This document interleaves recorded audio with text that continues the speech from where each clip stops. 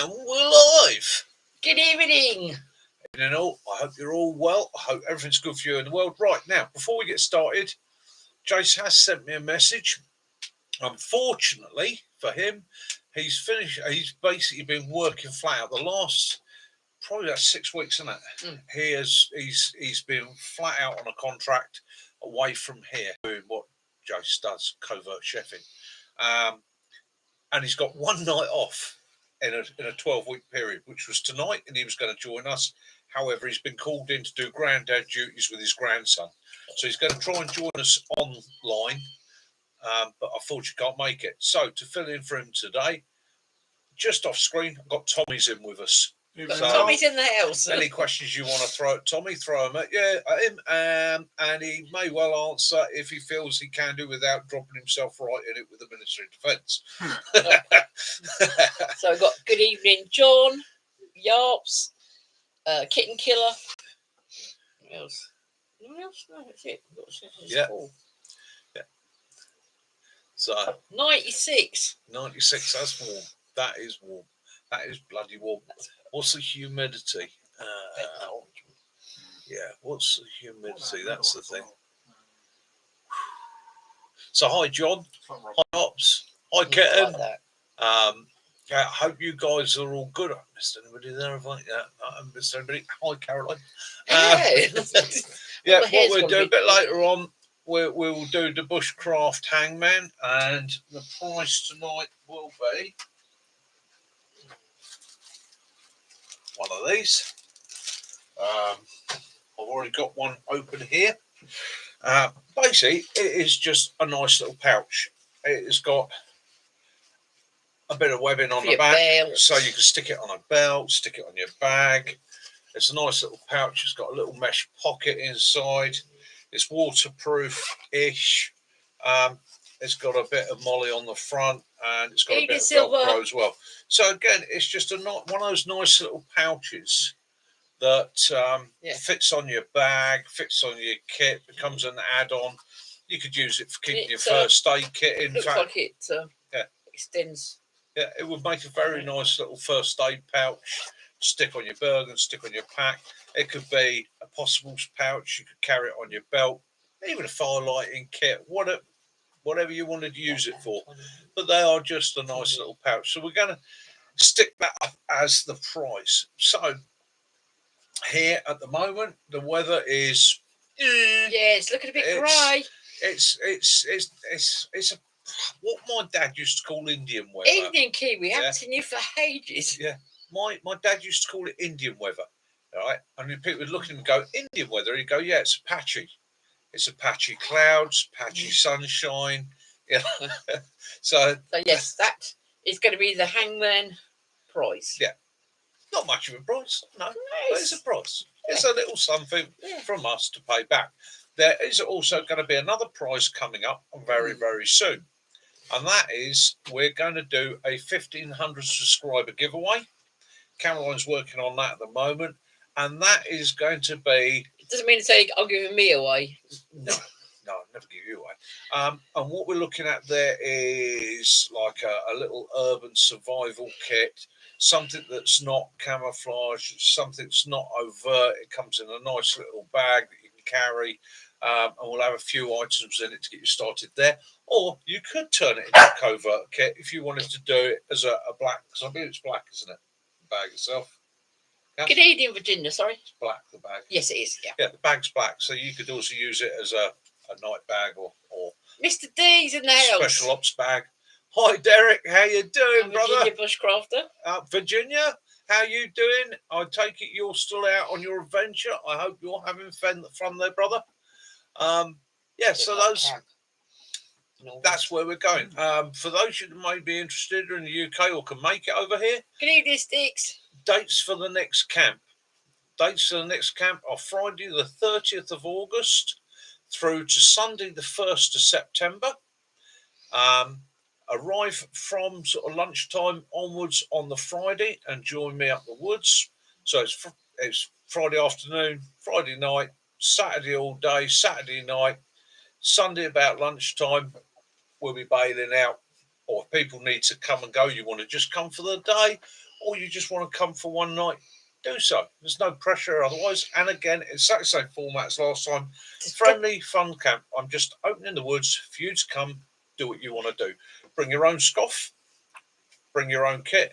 I can supply the water and somewhere to cook, have a fire, and it's going to be chill and relax. Yeah. So anyone wants to come, just send an email and I shall add you to the list. Yes, I haven't got the board up with the email address on it. And I haven't got my bit of paper either, have I? You've thrown your bit of paper away. I haven't thrown my bit of paper away. I've lost my bit of paper. There's a difference there. One is, oh no, I got it.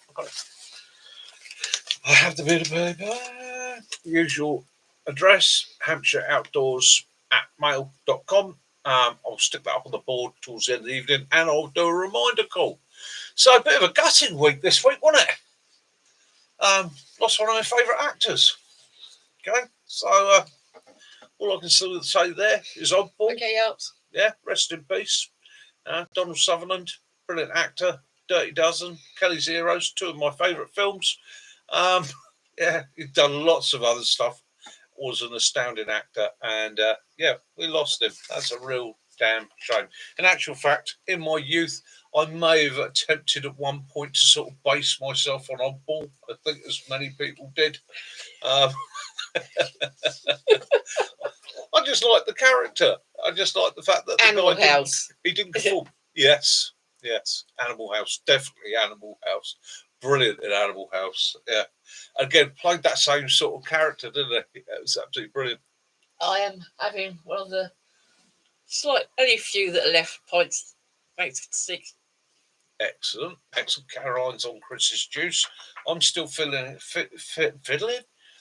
I'm still finishing off the Thatcher's. You tried some of Chris's juice, didn't you? It was dangerous. The Thatcher's blood orange that Chris got me for Father's Day. Yeah. Sticks. Tommy says that your stuff is dangerous. Yes, it is dangerous. The British Army have tasted your juice and have declared that in the event that war breaks out and they go, you may well be shipping gallons that, could you imagine getting 25 litres of that shipped out to you on the battlefield?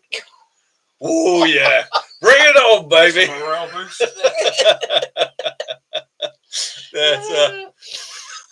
Yeah. Rehydrate. Oh, yeah. I'll hydrate. Oh, Kiwi's on it as well. Yeah. Yes, he took a few pints back. Kiwi's on the third pint. Oh, dear. Kiwi. Oh, hope you haven't I got bet to you didn't let girls have it.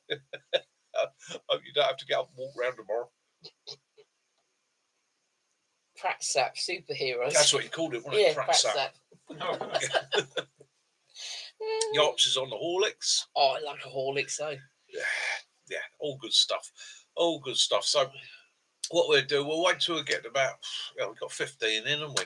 I don't know, should we do the bushcraft hand now? Later. All right, so what else I've got to... Oh, and there's another thing I would like to say, quite serious, this one. Guys, if you get a chance, dive over to Lake District Outdoors channel and just give him a thumbs up, maybe a comment. He's lost a very, very dear friend to him recently, somebody that was actually inspirational to him going out regularly. It was one of his camping buddies. Explains in his video what happened and how he lost his friend, and it's not for me to go into. However, I would like to ask the community, if possible, if you've got a spare minute or two, dive over to his channel, show him some love, show him some support. It's a very, very hard time for the guy, and I do know from my own experiences, sometimes getting the motivation back after an experience like that to get out is hard. It's very hard. What's the channel is Lake District Outdoors. Lake District Outdoors. Yeah. He does join us on the channel. He does, yeah, he does, and that's one of the reasons that, because I've got him on the community list. He put a video up. It's yesterday, wasn't it? Explaining what happened and that. And again, I felt for the guy. It's not something everybody wants to go through. Hi, Timmy. So again, next camp, that's up there. 30th of the 8th, 24, through to the 1st of the 9th, 24. Up the woods, wild. Now, I'm pretty sure Chris is coming. I have a sneaking feeling Kiwi may come. Yarps, I expect, will be Yeah, there. can I do, the Yarps can only do the Friday and Saturday. That's all right. That's all right. It's whatever people can manage, whatever they can do. Evening, If they want to come, TJ, there's how no you pressure. doing? I'm going to be there. Either way. I'll probably be there one day. Yeah, Kaz will probably be there one day. Chris Yeah, is you know definitely you'll going to be there. Yeah, yeah. We're sort of getting a little bit of a rogues gallery. And I expect your tripod will be there for you to use sticks. And so the last one, I ended up calling the video Camp Angry Beavers. Oh dear. So is this going to be Camp Angry Beavers the redo? Yeah. Or Camp Angry Beavers, the Return of the Beaver? Or wind the Angry Beavers up, part 2. Yeah, yeah. I'd like to hear your ideas there. Yeah, so that's that. And of course, so getting back to what we're doing. Yes, sticks. You need an underquilt, but yeah. If anybody wants to know about underquilts and using underquilts, Yorkshire Outdoors and Survival, dive over and have a look. Give Sam some love. Gives a great video on underquilts. Yeah, so skill sharing. Derek, that's some of the remnants of that hooch. Yeah. Oh, yeah. It is huge. Right. Something I read today, or somebody passed on to me today, was a little thing that they've been given in a lesson years ago. And when I read it, I went, "That's brilliant. I wish I'd thought of it." So it goes like this.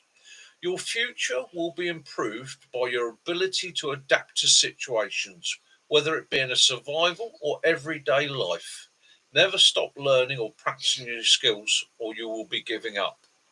I thought that absolutely brilliant. Johnson said, "One Tigris challenge. Show your angry beaver. I'll show you mine."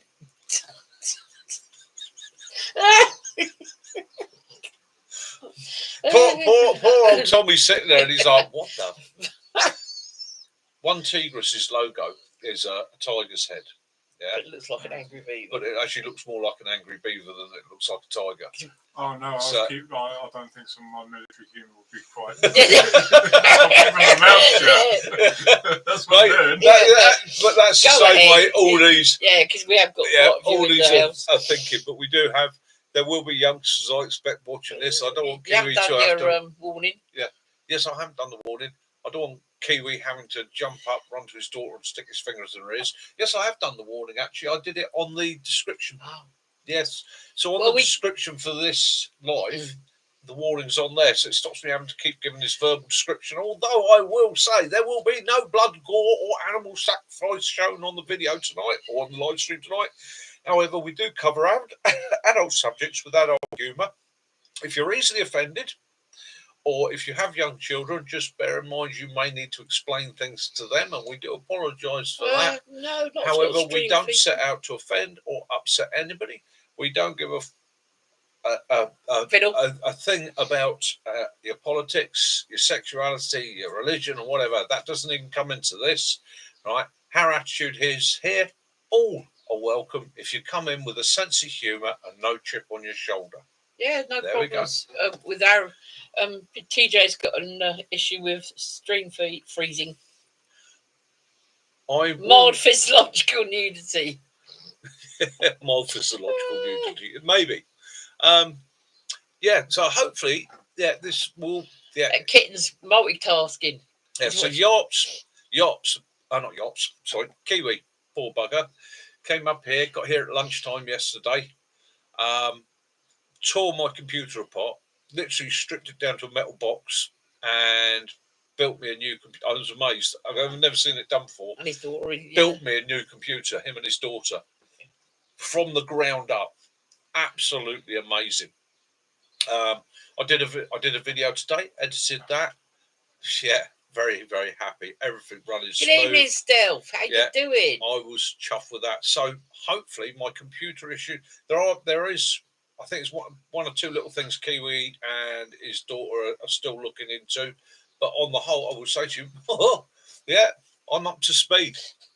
Oregon Beaver State. Yeah, we heard. Is it Portland? Are supposed to be having these maybe a tornado and massive Yeah, we hear, thunderstorms. Derek, you're in for a bit of a storm and a possible tornado, or you've got a tornado warning in place at the moment, according to our news. Derek, remember, golden rule: Hampshire outdoors and survival community. You are part of the community, so you are expected, in the event of a tornado, to rope yourself to a lamppost, run outside with your camera, and catch that live. We all want to see it with the hat on. with the hat on. Yeah, we'll allow a hat purely for safety. Purely for safety. We managed to get hold of BJ last week. Yeah. He'd actually hurt his foot and knee. Yeah.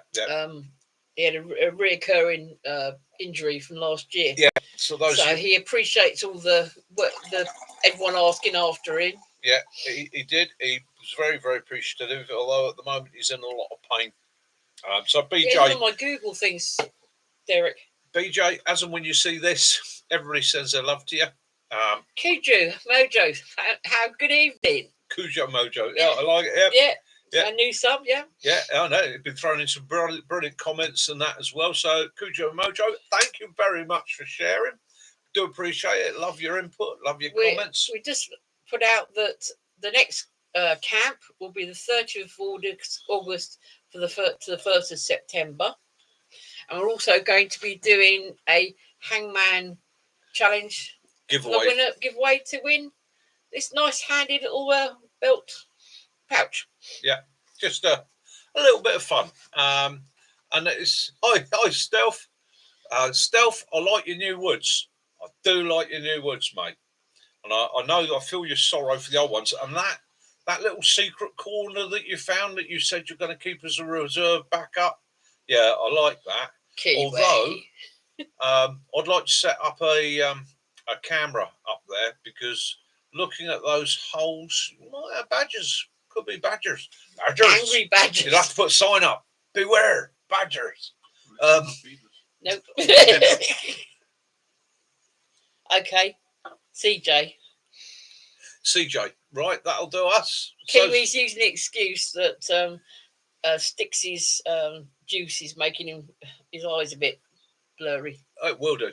It will do. And right, so Stix produces this alcohol. Okay, he makes his homemade cider. Okay, using apple juice and Vimto. This stuff is badgers. I love cider. This is a beautiful cider. It's very sweet. It's got a bit of a fizz to it. What I tend to find, though, is about the fourth pint, you start to hear banjos playing in the distance. Okay, it's definitely on the moonshine level. Yeah, it's a bit. Woo. Yeah. It's something I have to limit myself, or I end up dancing on the table naked while suspending a piece of burning twisted newspaper from between my bum cheeks. It's I'm wearing a cucumber for a beard and moustache. Yeah. It can get a little bit, a little bit out of hand. He's made a new one. Oh, I see. Oh, it's Delphaz. Yeah. Excellent. 5 Alive. Oh, that sounds interesting, CJ. I used to like that 5 Alive stuff. Yes, brilliant stuff.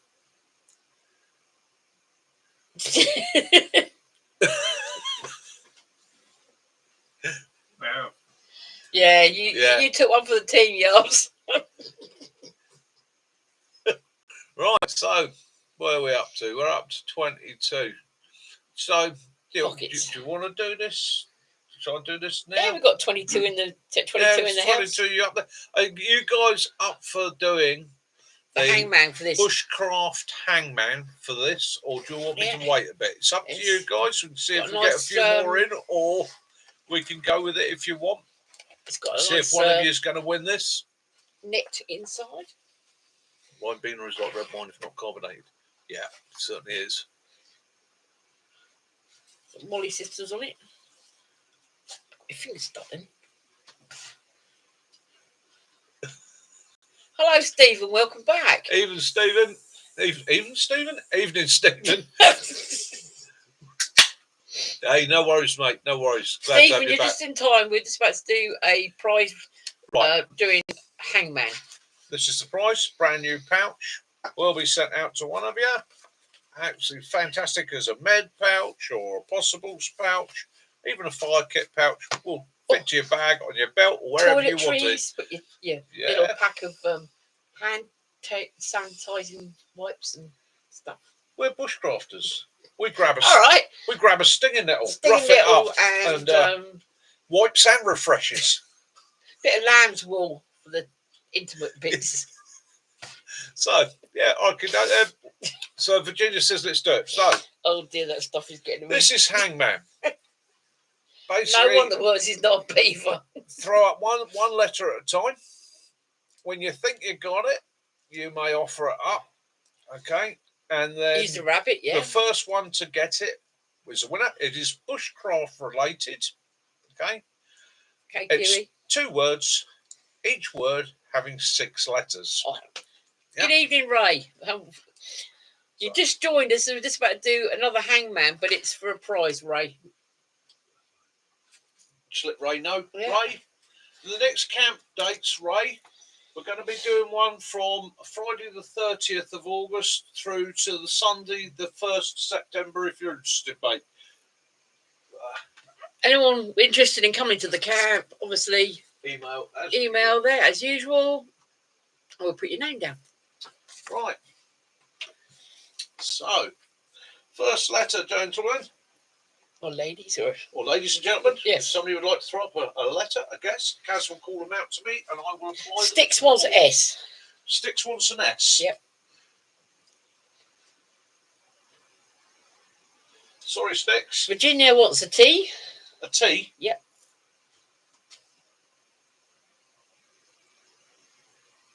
Ooh. Kiwi would like an A. An A?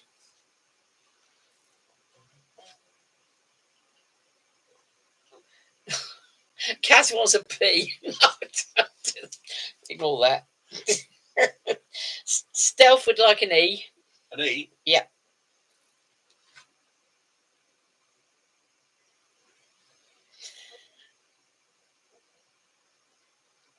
Yachts would like a P. P? Yeah.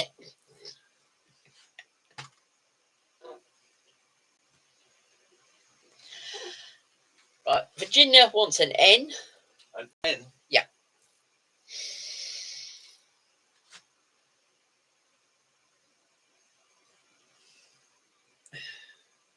Oh.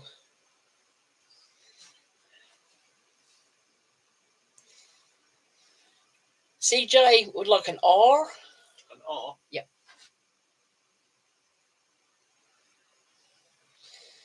Virginia wants an I. Lee Roberts got it. Yeah. Lee Roberts Tinder bundle. Well done, Lee. So there you go. We have a winner. Lee Roberts, if you haven't already. Oh, yep. Send us your address, my love, and this will be winging to you this week. Well done. Good evening, Nature. Sorry, Nature was second.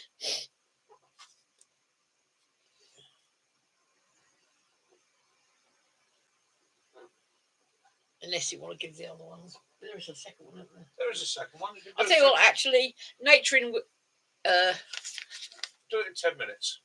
We could do another one in 10 minutes. We'll do another one for 10 minutes because Kaz did get a couple of Yeah, them. I've got another one, so... Yeah, make it fair. That was a good practice. I've got to think of a word now. So we have actually... I did get more than one, so we're doing another one in about... Pass me one of the books I gave you. Oh, well done, Lee. Right. Quick one for you guys. He's flashing. As you know, I am big into my Lofty Wiseman. I've got probably 4 or 5 books by Lofty Wiseman. I've met Lofty Wiseman. I think he's an absolute genius and a god. However, I have recently, courtesy of Tommy, been given a book. Okay. This book I've decided is probably one of the best outdoorsman survival manuals I've ever come across.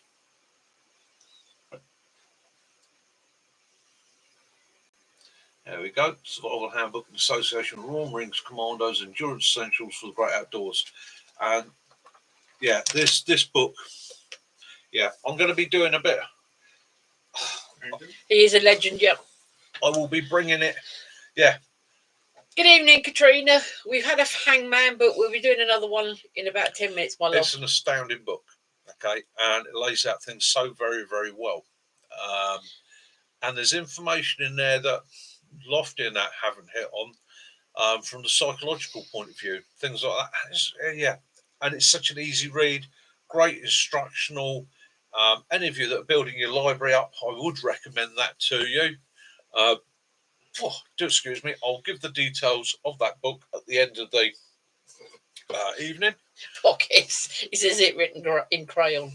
Mate, it's actually designed for training Royal Marine Commandos. So basically, the way it's laid out is, yeah, as you could teach anybody from it. If you're any of you guys that are an instructor in bushcraft, survival techniques, and that, as I've done for many years, one of the issues is quite often finding material to show. CJ. It's easy to try and explain, and it's sometimes you can draw it out yourself on the board.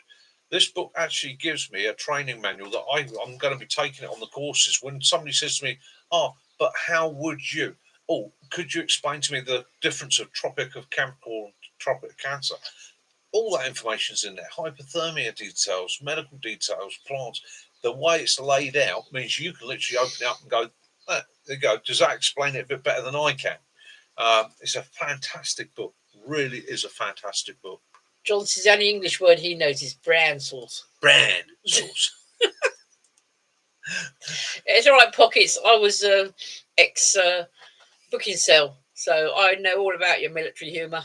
Yes, Kaz for a while, quite a while, was actually the lady that would book your range day practices, your training areas, you can use GPMG, your accommodation. She would tell you whether you could play with your weapons or not, and how big a tool you could take onto that area. She's even at one time, even FU crew, had her boobs moved by an explosive device. I did. Yes. It rattled my bra. It did rattle your bra, didn't it? Hey. It was that was a unit giving a demonstration on explosives and IEDs, things like that. So they actually suspended a quarter stick of PE4 off the ground by about a metre, detonated in the air, and had everybody sort of stood back at 100 metres so they could feel the shockwave.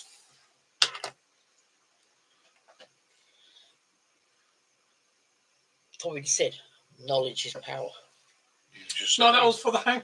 Oh, I couldn't think of something else now. That's all right. I've got one. oh, you've got I've got one. yeah. Yeah, I've got one. Sorry. Yeah, I've got one in mind. I'm just going to have to remember how to spell it. It's been running hangman. I can't spell. Hi, FU crew. How you doing? I hope Chicago's all good for you. Hiya. How's your bear surviving after getting Willowed attacked? Yeah. He nicked her ribbon. Did he? Off her teddy, yes. So I shall work out what's going to happen in the future for the bushcraft survival. You're feeling your bumps. I shall use my crystally ball, gaze into the future. I see a new tarp. I see possibly that I may have to go to Aldi's and buy one of these sleep suits. So I don't know if anybody's seen them, but if you go to Aldi's at the moment, they're selling a sleep suit. And that sleep suit is basically a wearable sleeping bag. Has legs, you can get up and run for a week. Has arms, so you're not confined. I think possibly it could be a game changer for guys, especially guys that do things like hammock camping. Yeah. So they're out there in Aldi's at the moment. I think that's $39.99. $39.99. Yeah, it could be an option. I've not had a chance to look at it closely yet. So At least Good evening. Hi, Elusive. Yeah, guys, this is the chap I was telling you about last week. Elusive Dartmoor. He's joined us. Welcome, Elusive. Hope all is good with you. Hope you're having a wonderful day down there on Dartmoor. One of my favouriteest places in the whole world, apart from when I'm being beasted across there by somebody going, "It's only 20 miles to go, lads." A long time ago. Yeah.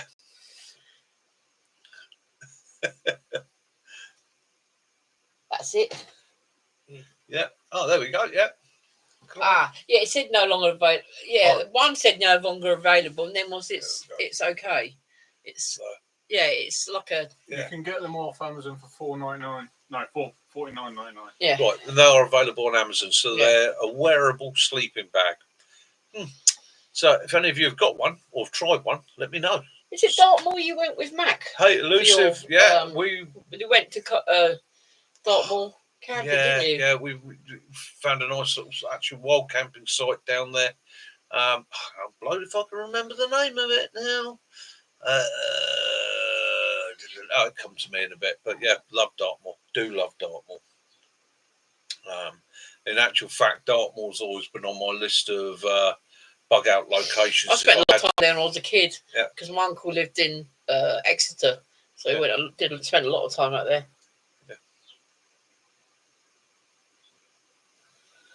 You can't. You got to fuss the pooch. I mean, Willow is somewhere. Yeah, he's behind my chair. Yeah. The old German sniper bags. God, yeah, I've got one here. Yeah, we've got one. Yeah, well, he's got one. The old mine's had it now, I think. Yeah, it's fit for the mice almost.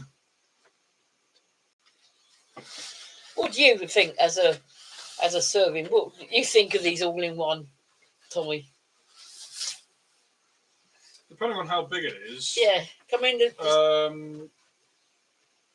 It might save a bit more room in like your Birkin. Yeah.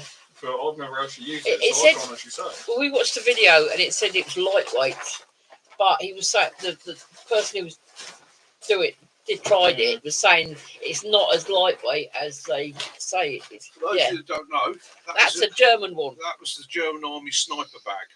Okay. Which, so as you can see, it's got the. It smells army. You can see it's got the sleeves, sleeping bag, got a breathable panel on the chest. But the rest of it was waterproof in its day. This one's got a bit old and tired now, so it's not quite so waterproof. Is that the one that's the teddy bear sleeper? I know you used to have the old tank. My Russian Army tank suit. Yeah, the teddy bear one. Yeah, I used to like that. And again, what they do, they zip off in the centre. So you can zip it off in the centre, roll it up the back, run around the woods with it, wear it like a parka, do what you need to do with it. Absolutely fantastic bit of kit. And I have often wondered why the military don't go for something like that now. Well, because it makes a noise in the dark. Yeah. Yeah, I mean, using modern materials. Oh, right, yeah. Because one of the downsides I always said with the British Army sleeping bag is it is a, you're in it. Yeah. And I've always thought, well, the German Army sniper bag, the fact that your arms are out, just your arms, gives you a bit more freedom of movement. But if you've got to stand to, you got bumped, and you're in that bag, you're fighting to get your weapon out of that bag and get you out of that bag. If your arm's already out of that bag, you can literally roll to your front and engage.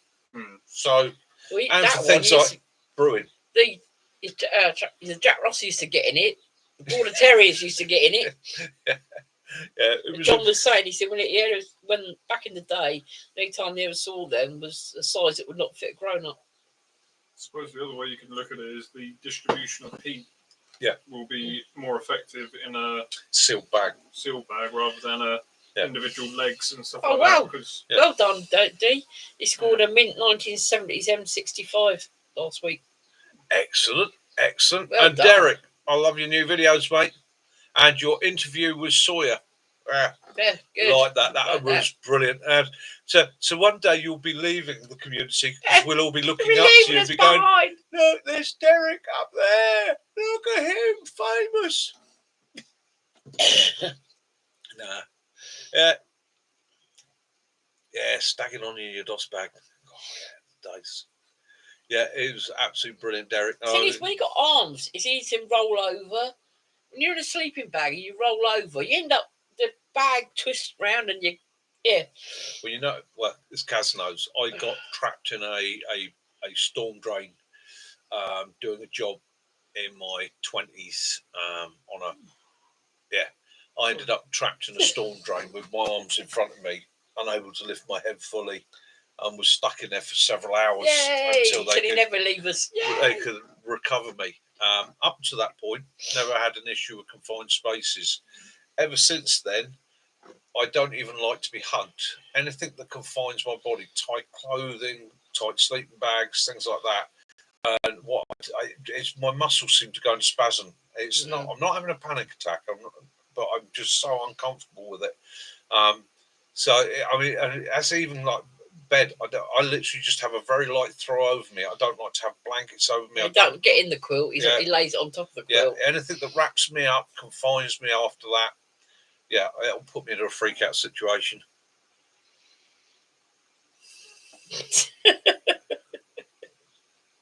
Once an angry beaver, always an angry beaver.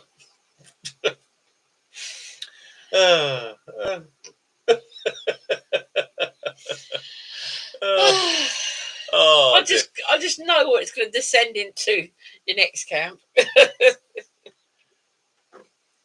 Well, I'm gonna. You took the date off as well. I did take a date off because we're going to do another hangman in a bit. All right. Okay. So whilst we're looking at that, or whilst we're talking about that, Derek.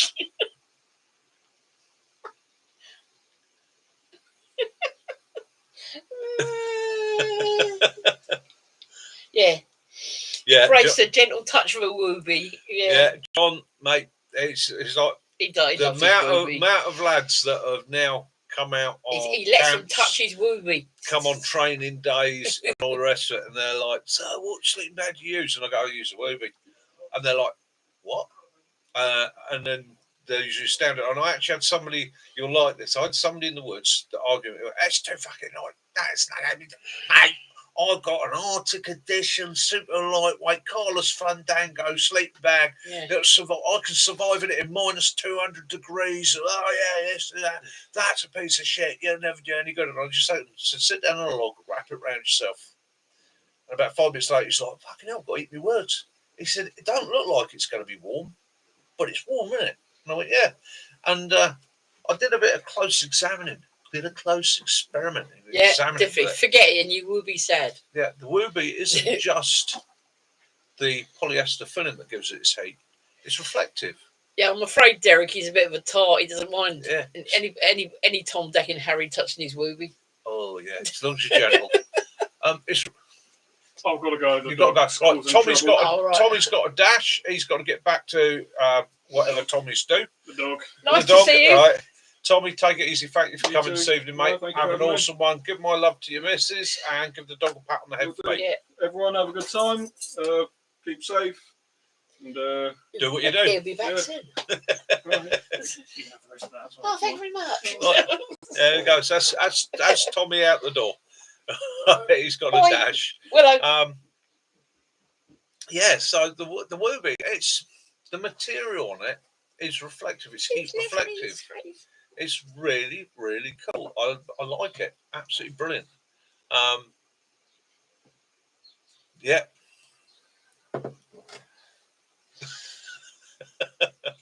Oh dear. Yeah. This sort of feel like someone had killed a chicken in you. Yeah. Oh dear. Yeah, I suppose so. Yeah. John, he's married. Cindy doesn't like me letting others handle his wooby. It's not right, sir. You're a married man. Yeah, yeah. It would not surprise me if there's no thermal image from somebody covered in wrapped in a wooby. And I was quite hard because I didn't realise it was reflective, and it was literally I was moving it, and it just it won't flash the way it's printed. That it doesn't flash. I just moved it, and there's a very, very, very slight shine to it. And yeah, Kiwi keeps saying about his left-handed ferret rod. Left hand, yes, that's a. Thank you very much. He said it about 3 times now, mate. Yes, thank you for reminding me. They're brilliant, aren't they? Pockets, those Kelly kettles. The Sticks is now a proud owner of a Kelly kettle, and they are brilliant. John would like to know whether have you tried layering the Wooby and the casualty blanket yet? Yes. Yes, he has. Yes. I will say to you, that is not a good idea on a warm summer's evening. Toast. Baked potato. But I'm looking forward to doing it in the winter. Yeah, I've had a proper play with the whole thing. I've made the taco. I've used it, combined the whole thing with the US issue bivvy bag, which I like the US bivvy bag more than I like the British bivvy bag. How dare he say that? What? The UK bivvy bag isn't as good as the American one? No. The British one, I would quite happily do it up to my neck, jump in the lake with it and float around like a fishing float for 3 days. The US one with the zipper, I think you've got to be a bit more careful. However, having that side zipper on it, for me as a civvy, so much easier getting in and out, especially as I'm getting to be an older boy. And the US one is thicker. It's a thicker material. So, yesterday, yeah, they are. That's the thing. You got to the size of a Kelly kettle. You got to, yeah. So yesterday, I had Kiwi up there, and we had a break about halfway through him building the computer whilst we were waiting for it to do things. I think the imps were being installed or something. And we were doing a bit of firelighting practicing. We were doing some flint and steel, and we were doing a bit of ferrocerium rod. And Kiwi said to me, he said, I struggle with the ferrocerium rod. And I thought, strange. How can you struggle with the ferrocerium rod? Anybody can make a spark with the ferrocerium rod. And then we discovered something quite interesting, something I'd not actually realised in the past. And when I showed Sticks later in the day, he actually sort of went, nah. And then when I showed him and he actually tried it with his, he went, well, I'll be blowed. Now, there's an issue with the ferrocerium rod. They all seem to be made right-handed. Okay, so if your method of striking a ferrocerium rod is to hold the ferrocerium rod in your left hand and strike with your right, okay, he says want to get a spot. Right, I need a longer string on that. Yeah. But yeah, it choke. Okay, that's why it's designed to be used. However, the little lip is only on one side of that piece of metal. So if you're a left-hander, you go over to do it with your left hand, it doesn't work as well. Okay, but with a bit of help from obviously being there with a left-handed person, we figured out that if you are left-handed and you're struggling with this, place the metal on, pull the ferrocerium rod back with your left hand, and it worked. So ferrocerium rods, they're not ambidextrous, or those ones that I've got, and the majority of the ones that I own and have tried, aren't ambidextrous. So it might be worth, if you ever come across somebody that's a left-hander that says, I am struggling with a ferrocerium rod, don't laugh, okay? It's because it's the way it's built. The technique for a left-hander is going to be pull the ferrocerium rod and hold the striker steady with your right hand. Derek, like your new Reflectix top. Yes, that was brilliant. Absolutely brilliant top. Absolutely brilliant top. And for the price, for the money, for a cheap top. I mean, don't get me wrong. I think I made it clear on the video. Quality-wise, it's not finished the same quality as a DD or a snapback. Right, Ken. It's not the actual. It's the striker that's right-handed, not it's the striker, not the ferrocerium rod. No. So yeah, a brilliant top. And nothing beats the military tops for their construction, because let's face it, they're designed to be used as a sling. You can make a bed out of it, a suspended bed out of it, all sorts of things. Now, I had a play yesterday. My old British Army survival knife. Somebody made the comment recently, Mick, they're all right, but the sheath they come in, the standard sheath is pants because it's left-handed.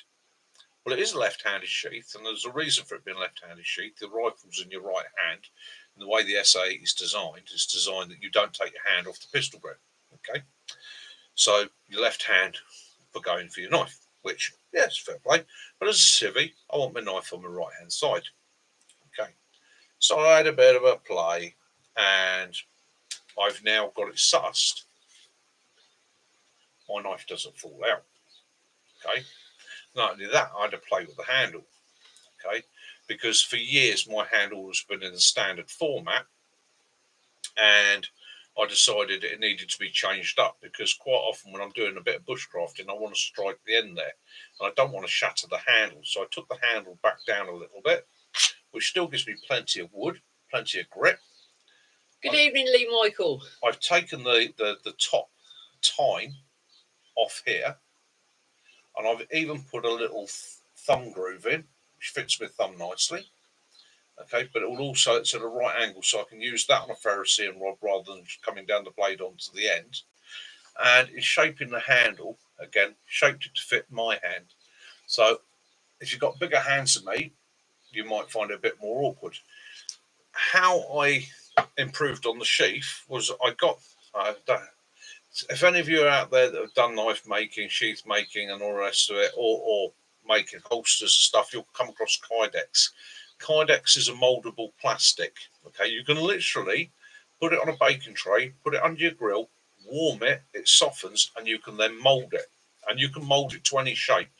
Okay, you can mold it around things like knives. Yeah, I've got one little one with a key ring for my all sorts of things. lip balm. And when it sets solid. So basically, I made an insert to go in the sheath, molded the top, which you can't really see that well there. Yeah. So now when my knife goes into it, you might just hear it clicks in, can't fall out. And because I had too much time on my hand and I was bored, and please don't laugh at the sewing too much, I stitched a loop Turn it back a little bit, that's it. Yeah, I stitched a loop of material or webbing basically on there to take my large ferrocerium rod, and then by just putting a little noggin at the bottom with a pin, it locks that in place. So yeah, the standard sheath is left-handed. I converted it to right-handed. Doesn't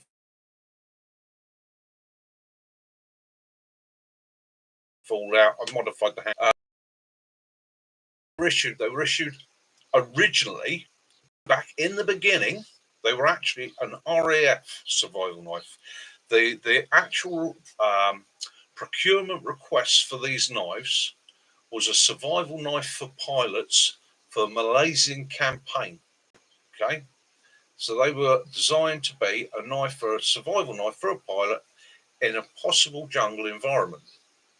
The MOD then bought loads of them, looked at them, and some of the special forces guys are in different environments went, I'm procuring one of those, got one of them from stores and kept them. That's what made them famous. When they stopped issuing them to the pilots, they literally withdrew them, took them back in stores, went, we've got hundreds of thousands of these things, what we're going to do with them? I tell you what, we will put them in vehicles. And they went into the vehicle repair kits on Land Rovers, 4-tonners, ferrets, all sorts.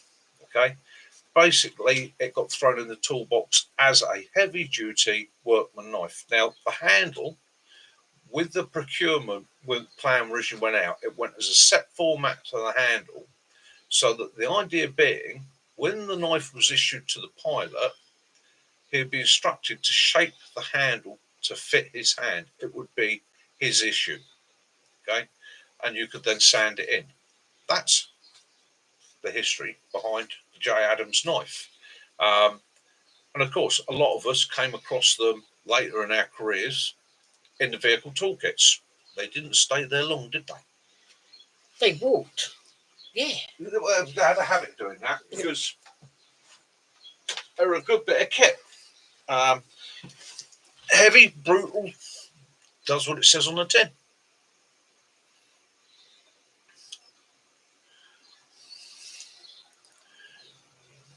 Yeah, the open L's do work. High carbon steel. Do you want to do the other? Yeah. Give me a minute. I'm just gonna. I thought I'd done. Hey. Yeah. So This is going to be like an outdoorsy theme, I'd say. Yeah, we are doing another bushcraft outdoorsy hangman for another one of these bags that clip onto your belt. It's got molly on it. It's got a little canvas pocket in there as well.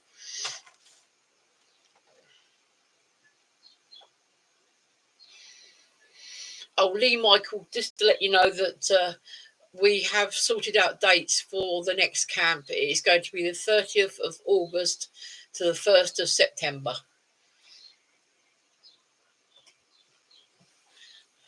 Yarps is right in there. He wants to go A. Right. Yarps wants an A. He does, yes.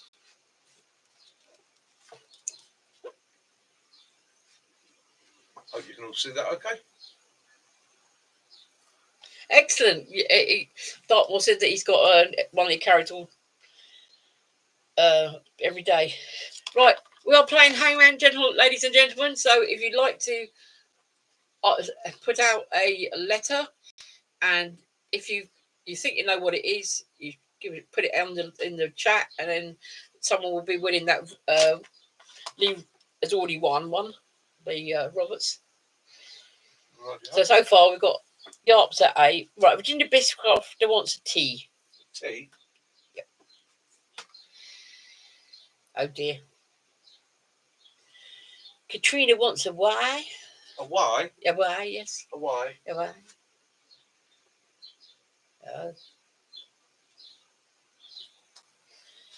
John and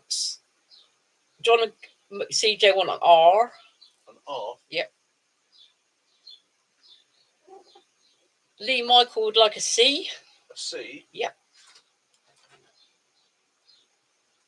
Lucifer would like an E. An E? Oh. Katrina would like an I. An I?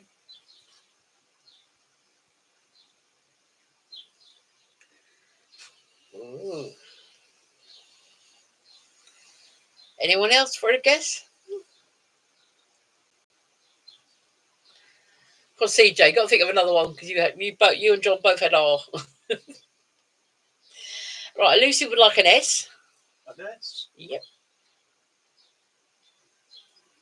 No, Stealth is not a 5-star, I'm afraid. Nature Everyday would like an O. An O? Yep.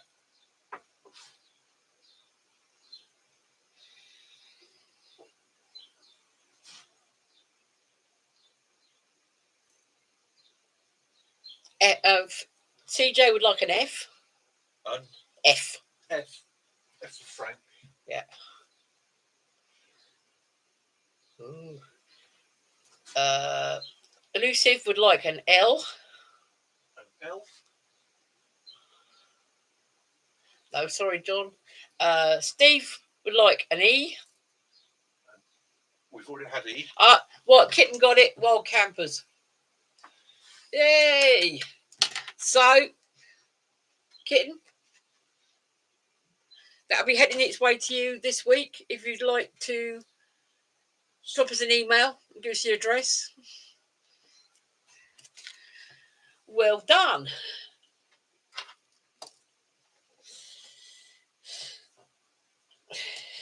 So, what are you going to put in your pouch and Kitten? You can have it for.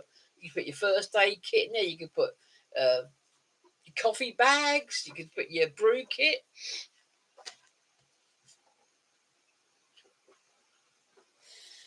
So yes, Kitten got it right. It was Wild Campers.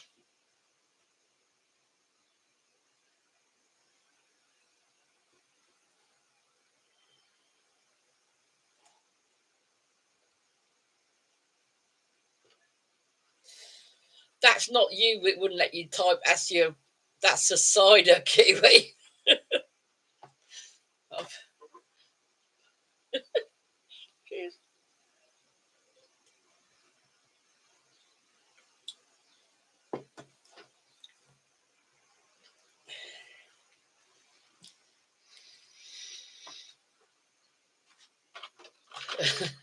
Right, everyone. So if you want to go to the next camp, which was called the return of the beaver. It'll be the 30th of August to the 1st of September. There we go. That'll be the Friday. Basically, what I'm aiming to do is been up the woods from like Friday lunchtime. Friday night, I'll be there all day. Saturday night, Sunday, whenever you want to bail out on Sunday, or if you only want to come for the one day, one night, whatever, not an issue. Okay. You can come any one of the days, nights, or even if you just wanted to drop in for an hour or two, say hi to people, come for the day. You'd be more than welcome. Okay, that's the idea of the camp is. I've done so many camps that are organised over the years where you turn up and people are like, right, 0900 hours, everybody's got to be by the fire. 0915, you're full everybody's going to do fire lighting with a stick. And you're like, and you got, and at this is 1400 hours, you will be whittling a spoon. This is come and relax. This is me saying to you guys, I've got access to a woods where I can go any time I want and do a camp, and I can enjoy myself. I can, say any time I want. I've got a phone up and go, not using it for a course or anything like that. But I've got access to a place where I can go, literally set up my hammock and have a chilled night in the woods or a chilled day in the woods and relax. Okay, and it's my way of sharing, giving back, and saying to you guys, because I know not everybody's got somewhere where they've got permission to go. You can come along to mine, share it with me. Have fun, relax, try out your kit. There's going to be other guys there. If you want to share ideas, methods, if you want to ask questions, if you've never even done it before and it's your first time, come and enjoy. Good evening, Celtic Saxon, all the way from Kentucky. Celtic Saxon from Kentucky, hiya and welcome to Hampshire Outdoors and Survival. One Celt to another. Welcome my friend. Welcome. Thank you for joining us. Basically feel part of the party, part of the pub. Join into the conversation if you wish. Ask questions, share if you've got info. So you are in, where was it? Was it Kentucky? You're in Kentucky. We've got John. We've got Virginia Bushcrafter. We've got Derek's in Oregon. So yeah, we've got a few guys in the States there. I'm hoping to get out there possibly next year. I've always promised Derek, he was one of my first subscribers, to come over and see him.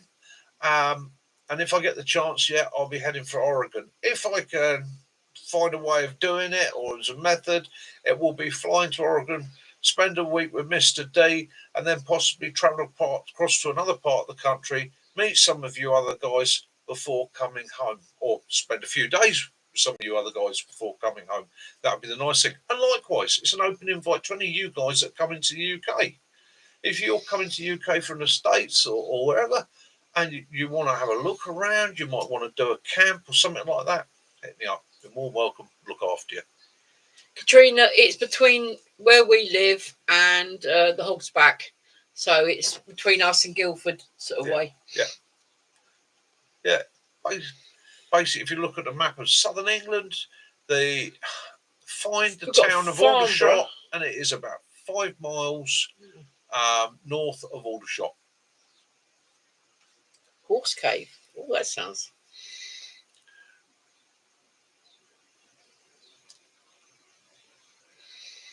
You can always come down on a train or that, and and that's the other thing, is right. So anybody that can only make it to the camp by train, I can pick you up from the railway station and I can drop you back to the railway station. That's the email. There are 2 lines for you to be aware of. We have one line that comes into Aldershot. We have one line that comes into Farnham. Okay, those are the 2 sort of main railway lines that run through. So yeah, if you can make it to either of those, or there is Farnborough, which is where I live. Okay. CJ, so did our son. Our son Dan went to Herriswood. Yeah. You went to Sparshot. I did Sparshot. I was a Sparshot man myself. No, I'm not saying anything against you, Herriswooders, but it's Sparshot. Very, very, very, very Hi, long time Amber, ago. Kiwi's friend that is watching from. Hi, Amber. How are you doing? Thank you for joining us. And that's another thing.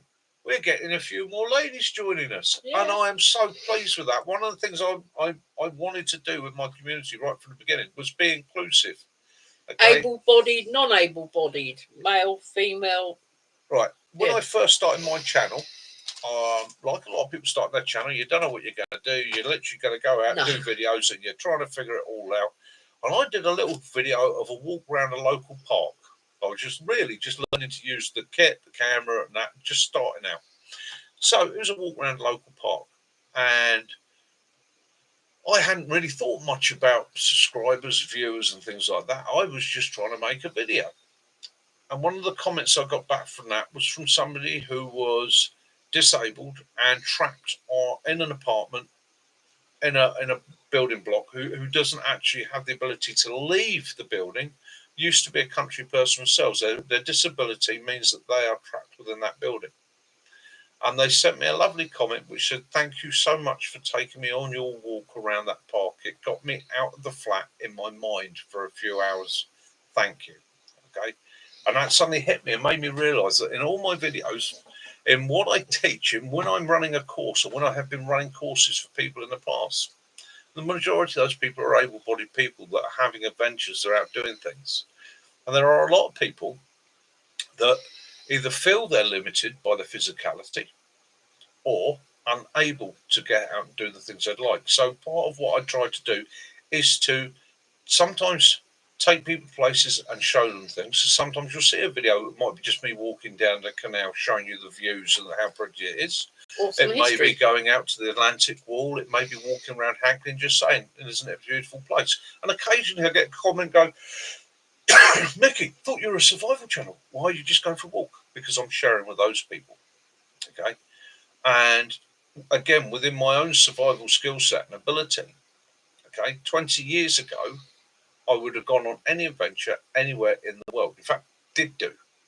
I had the physicality to manage it. I'm now 60 years old. I suffer with arthritis. I've got a hip that's giving out on me. He's my full-time carer because I'm registered disabled. Kaz's full-time carer because she has severe mobility issues.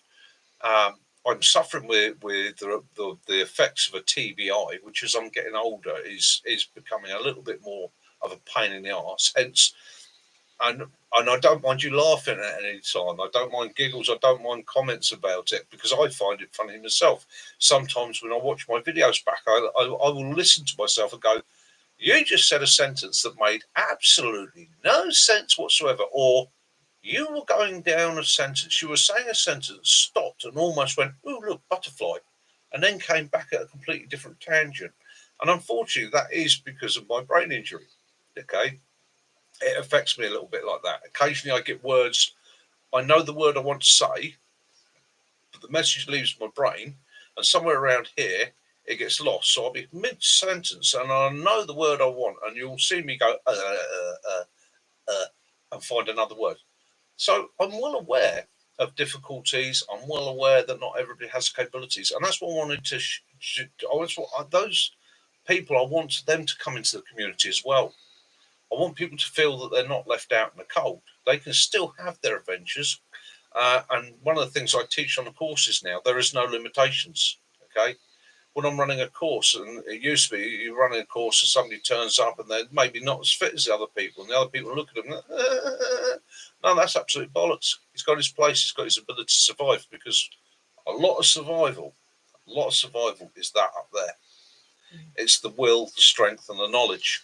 You can be the absolute fittest person in the world, but if you don't have the will, the strength, and the knowledge. Yeah, TBR, yeah, pain in the arse. Yeah. Oh, so CJ used to work, was a greenskeeper from school, Merritwood Spa Shop, worked on Hankley Common and the Farnham Sands golf courses. Yeah. We went past the Farnham Sands one the other day. Yeah. We used to go up to Putnam. Well, to watch for the CJ. Lineards. So if you were at the Sands golf course, which I pass every time I go to the woods. So if you came off the golf course back to the clubhouse, so you stood at the edge of the road with the golf course behind you, clubhouse in front of you, look to your left, you've got the little junction, And if you look straight across that field, that woods up there that you'll see in the distance, that's my woods. That's where I'm based. So there you go. Know where I am now. Yeah, that sounds nice, Dartmoor. It's on a video tracking walking through the woods. Yeah, stammers. I've got a lisp. Yeah, Kaz has got a lisp. I got a stammer, and so I slipped into West Country then again, and also it is small world because my origin is Cornish and West Country. I slept sometimes into strange old accents. When we go down to Cornwall, within 5 minutes, Jason will back me up on this. He completely, I slipped. Yeah, it goes. All right, my lover. Hey, CJ, you say small world. Like this woman here comes Definitely from the village of Cranley. Okay, she came from the village of Cranley. A very posh place. I can be walking in the most obscure places on the fucking planet, right? And I've done it. I've been walking with her somewhere, I mean, hundreds and hundreds and hundreds of miles from home, in the middle of nowhere, in some really obscure, out of the way, no name, not one horse town or village, walking with her, and somebody going the other way goes, "All right, Caroline." And I'm like, "How do you know him?" And then invariably, it's, "Oh yeah, we went to school together." Yeah, we're all a little bit. I like to think it's not a bad way that we're all a little bit broken. Everybody, and everyone understands to be broken. And therefore, you understand others, and you all, as I say, birds of a feather flock together. So, well, it's an important. Again, it's one of the important things in survival is empathy. Okay. You don't allow the empathy to become a weakness, but you've got to be empathetic. Yeah. Because if you have an amount of empathy, right, it makes it easier to deal with situations. It also makes it easier to understand somebody else, and it will help in a survival situation. You've got to know when to be able to read people and go, he just needs an arm on his shoulder, or he needs a bit of encouragement, or he needs help. So when I messaged BJ the other day, he was really hot. You know, he was really touched that everyone was asking after him on the channel, and that we'd taken the time to email him to say, you know, you all right? You weren't there this weekend. That's the thing with the Sunday Social. So my channel started. I started doing my videos. People started commenting, and I saw a bracket in my studio that said live stream. So the first one's literally me just talking waffle to myself. Yeah, it took a while for me to get the courage to actually appear on screen. And then I did my first live stream or two. And my subscribers came across it, and we got a chance to sort of chat and laugh. And it gave people a chance to actually see me. And as you'll gather from this, what you'll see on the screen when I'm making a video, I'm making it for the world. What I'm doing here is more personal. This is me and you guys. This is our community. All my videos, all you guys are part of my community. You're part of my channel. Without you, I have nothing. I just have me talking to a camera. But with you guys, with your help, your input, your encouragement, the fact that you put comments, you feedback, you like, you subscribe to that, really, that gives me such a lift. Especially when people say, like they have before, you know, they look forward to their Sundays because of the Sunday Live now. I do. It's made my world a better place, having all you guys to chat to, have a laugh with. And it's quite funny how you can make friends with people you've never actually met. And when I did the first camp, I was a bit worried, I'll be honest with you, because I've made friends with these people on the chat. I've made friends with these people, they've seen my videos. And I was like, what are these people really going to think of me when we meet face to face? How are we going to go on? And funnily enough, it was like meeting people I've known for years. You know, it was so relaxed. It was so nice. It was, you know, Ray come up, all right, mate, and I've seen pictures of his Land Rover and seen his dogs. Things like, you automatically get a bonded connection. So it's in this world of isolation, it's great to be building a community.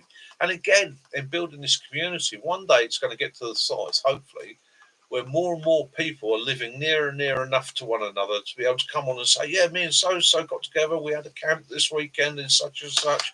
We had a great time. You know, because we all like the same thing. We all like being outdoors.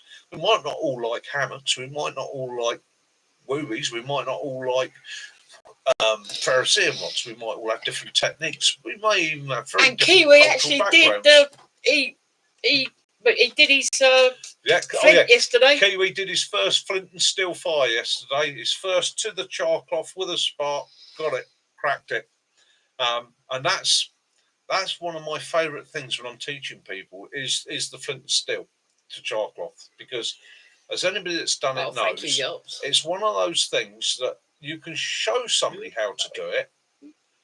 However, they've got to do it. And it's about the feel. It's feeling how hard you come down the steel, how much you push into the flint. You've got to find your own technique. And everybody can do it. And occasionally, it's just you need somebody there to sit there and say, "Oh, try, just tilt it over a little bit more. Just try, you know." And within 5 minutes of trying to get his initial right, he got it. And then after that, I was like, "Well, do it again. You've done it once. Do it again. You can do it." And he was like, "Oh, done." And now he's got the technique. So he carried that forward with him. Then he can show his daughters. You know, his daughters will show their daughters. Their daughters will show their daughters. And again, this method that we've used for thousands of years stays alive. Okay, the technique stays out there. Modern technology equipment, soil filters, things like that are fantastic. They make life a bit easier. Okay, but it's always good to have some of the basics, with the exception of twitch, bow drill, and I will say stealth. I agree with you. Your video. You definitely found I thought he was going to fall off his chair for a bow drill when fire you kit did in the that. world. The best use of a bow drill. I really thought he was going to. Yeah, I won't blow it, guys. Go over and look at Stealth Car Camper's video. He will show you a technique for using the bow drill. Mind blown, absolutely fantastic. Here he goes.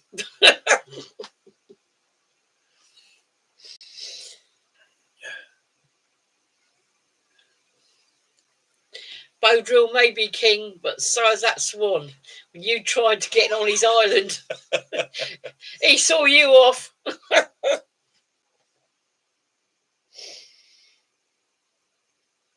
Always. I agree with you 100% there, Ken. And when I do my courses, and we get guys starting always first time, and there's I don't wish to be disrespectful. There's always a certain sort of hippie-looking lady that's wearing nettle underwear, that says, "When are we going to rub sticks together?" And I teach survival courses, so I turn around and go, "We're not going to rub sticks together. We're going to use cigarette lighter." And then I have to go to great pains to explain to people, the first rule of survival is about preparation. It's about being prepared. It's about having those few things with you that will keep you alive or help you, or knowing what to scavenge, find. The next part of it is going to the more primitive methods, the ferrocerium rods and things like that. But again, as everybody knows, I wear a ferrocerium rod around my neck with an emergency whistle, with a little light at all times. It's always with me. First thing I put on in the morning, last thing I take off at night. Why? Because if I'm out in the middle of nowhere and I suddenly find myself in a situation that needs a great fire, I can go to that. But there'll be one of those in the first aid kit as well. So again, and any of you that are in the UK, if you've got a Poundland, is it Poundland? Yeah, Poundland. Yeah, near got pound down, pound go stretcher. to the tobacco section, because you can buy a pack of 3 of these cigarette lighters. Now, it's just an ordinary cigarette lighter. The bonus with these, they've got quite a powerful little LED light in the bottom. So going back to one of Dave Canterbury's rules, right? 1 is none, 2 is 1. Torch and lighter. Okay? Brilliant bit of kit. And you get 3 of those for £1. You said rub sticks together. To get sticks together with what? I know. But the thing is, every time I say rub sticks together, he gets excited. Next thing and I it's know, all unnecessary. I'm waking up at 5 o'clock in the morning, looking out my hammock, seeing him do his naked yoga in front of the fire pit. Yeah, Lee Roberts, agree with you. And again, those three methods of firelighting don't have to be anything huge. It's windproof matches, little pack of windproof matches, a cigarette lighter, a little ferrocerium rod. Like that ferrocerium rod, in actual fact, you can get these on Amazon quite cheaply. I've been carrying this one around for a couple of years now. Okay, so it's just a little flat plastic strip of plastic. Very good whistle on it. Sorry, love. It's got a very secure clip there, and you've got a high carbon steel striker on it, and along one edge. Very true, pockets. Yeah. A little ferrocerium rod, and that little bit of kit there basically just sits on with my dog tag. And again, people say to me, is that your military dog tag? No, it's not one of my military dog tags. But a friend of mine got me a dog tag with my blood group on it, with my army service number on it, with my name and details on it, right? So that I've got that with me. If I'm ever found unconscious lying somewhere, it's got my blood group and it's got enough information that they can look me up. Any of the emergency services seeing my service number know they can get my details like that. They've also got my name there. Pocket said you can baffle people if they ask for a light and you give a torch. Yeah, exactly. I've always said to people, then they said to me, "Oh, what is the pinnacle of bushcraft and survival and all the rest of it?" And I said, "It's when you can do the Laurel and Hardy." And they go, "What?" And I go, "Google it or look it up on YouTube, Laurel and Hardy." I can't remember which film it was, but as a kid, it was one of the ones that made me laugh the most. It was Stan Laurel does that, and his thumb lights. Yeah. And he offers a light. It just rolled me up. And I've always said to people that's the pinnacle. The pinnacle of survival is when you can do a Stan Laurel, light your thumb, light your fire from that. And again, as you can see, what we do on the live stream, you guys chat on there. I waffle here. I look across. Kaz. I drink here. Kaz drinks there. And again, it's a relaxed chat in the pub, guys. I'm now finishing off Tommy's Thatcher's Hage. Look how cloudy that is compared to Stix's. Yeah. Well, it's nowhere as good as Stix's, is it? Yeah.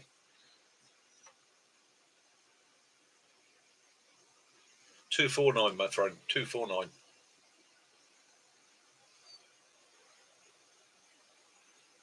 You got rum? How very Johnny Depp of you. Yeah.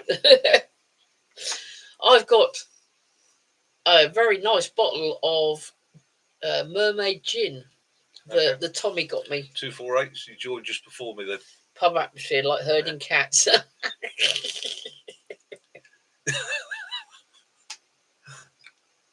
247 we got there. Yeah. TJ 248. So we're all around the same sort of age then. You're 59 next week, 2 months' time. I'm 59 in October, Halloween. Week before the camp. Yeah, it is. Stealth car camp at 249. Yeah, so you can't beat us 249s. Yes. They're a certain sturdy kind of man.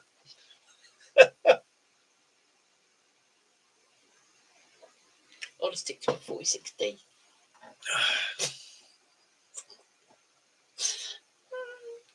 Yeah, 85. Yeah. It's nice that we have ex-army, ex-navy. We've got ex-army, ex-navy, ex-air force. People that are not a non-army. Yeah, civilians. We've got merchant marinemen. We've got a guy who does stuff for the RNLI. We got all sorts of guys, and that's the beauty of it. It's a big world. I didn't want to make it, and this was one of the reasons I don't militarize my channel. I don't make my channel all army barmy. Is again, one, I did enough of that when I was younger.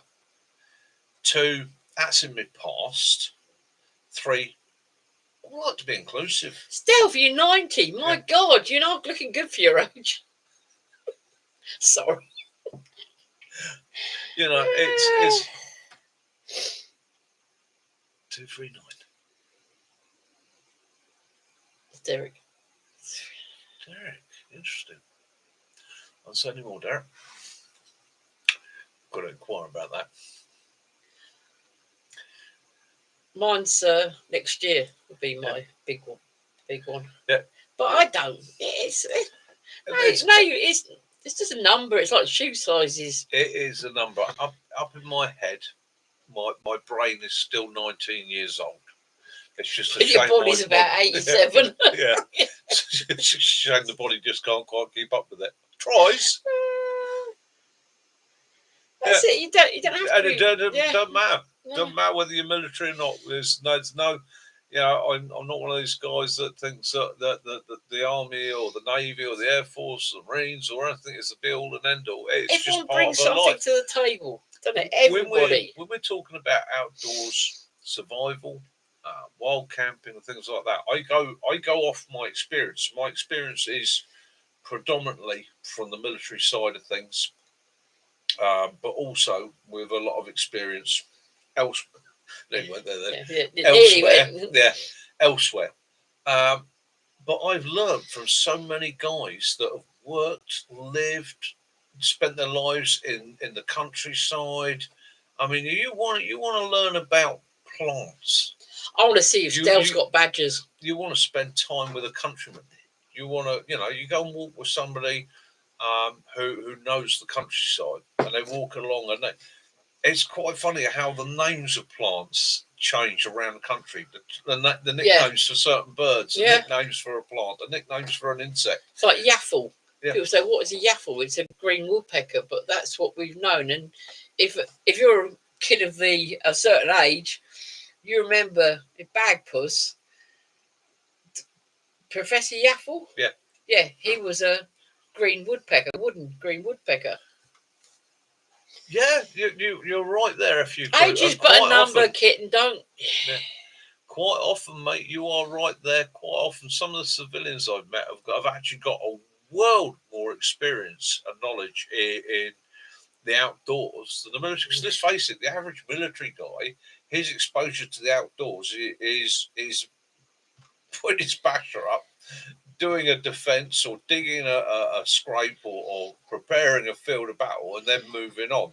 He's not out there actually going, do you know what, today I need to make a fire. You're right, I'm going to use a firelighting technique. He's out with his Examine, his matches. When you're having a particularly rough time, just taking a walk in the woods, just sitting there amongst the trees or by running water or just sitting there at the sea, watching the sun go down, it is so much good therapy and really does lift your spirits up. It worked for me, didn't it?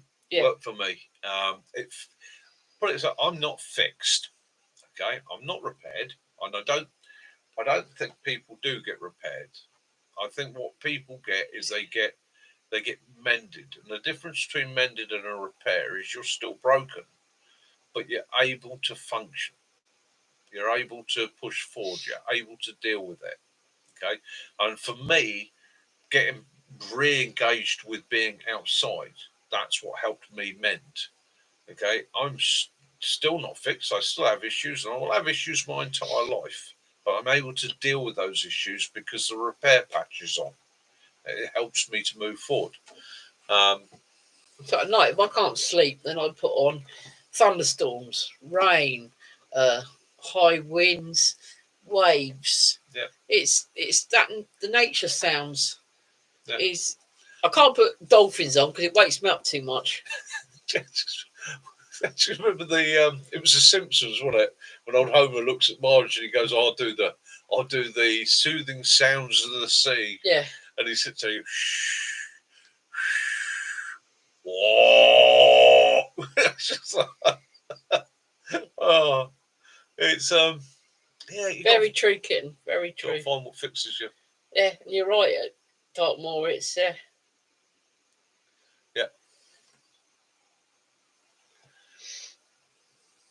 Yes, I like that elusive Dartmoor. Get lost on purpose to find a way back as it resets your head. Yes, it does. Yeah, it does. So a lot of people walk past and they don't see.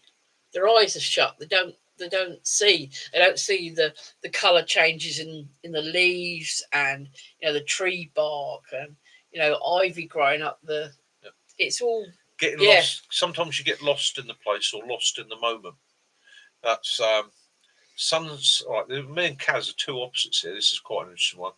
So I find sunsets sad. Okay. Kaz is in love with sunsets. Because I know my moon's coming and the stars. I find sunrises a thrill and exciting and stunning. Okay. I don't get me wrong, I enjoy a sunset. There's a little bit of melancholy in there for me. But the sunrise, that really gets me going. And it's just, for me, it's a psychological thing of new day. Got a day ahead of me. What am I going to do? Next adventure. Sunsets for me, that's that day done. It's gone. It's over the shoulder. It's not coming back. I've lost that one. Yeah, it's a shame, Lee.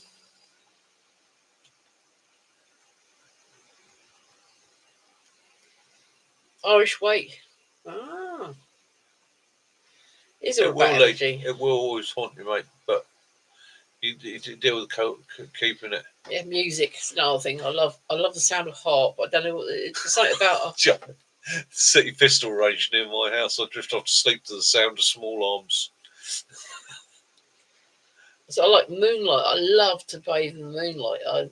I'm very lucky where we up our bedroom window, when there's always a full moon, that it lights up the whole bedroom. So I hang my rose quartz up on the window to recharge it. Yeah, it's always. It's just what you find works for you. Yeah. I mean, don't get me wrong. I can sit on a mountaintop and watch a sunset and see the colours, the beauty, the stunningness. Like I say, there's always that little bit of me that's just that little bit. Oh, I like to go back to the same place and see the colours changing. So the colour of the winter, then you got the spring where everything starts to spring up, and then you got the autumn when everything starts going the oranges and browns and rust colours and that. Well, one of my favourites used to be up on the down at. I like that one too, Lee. Back of the training area there. I used to go up to Kaz knows the tree. I used to walk up onto a hill to a tree in the summer to watch the sunrise at 4 a.m. And you look down over a valley, and it's a heathland, and then it runs up to a very, very large forest, and it's always misty there in the mornings. And there's a sun. There's a period about 30 minutes before sunrise when the colours start to change in the sky, and if you're really lucky, there's a bit of low cloud that will catch that light, and it sort of bounces it back through the atmosphere, and everything goes orange. And I've had many hours of laying up there with a rifle, looking at game and that, and just absolutely. That's right, FU crew. I was just about to say that to seeing the mist and not taking a shot. There's times you don't take the shot. There's times when you go there and you go, this is just too magic. My reward's been given to me just in what I've seen this morning. So thank you very much. I'll pack up and go. Kiwi, our full moon, which is the 21st, was, as FU crew said, it was a strawberry moon. That's why you got that sort of tint of the reddish going on with it.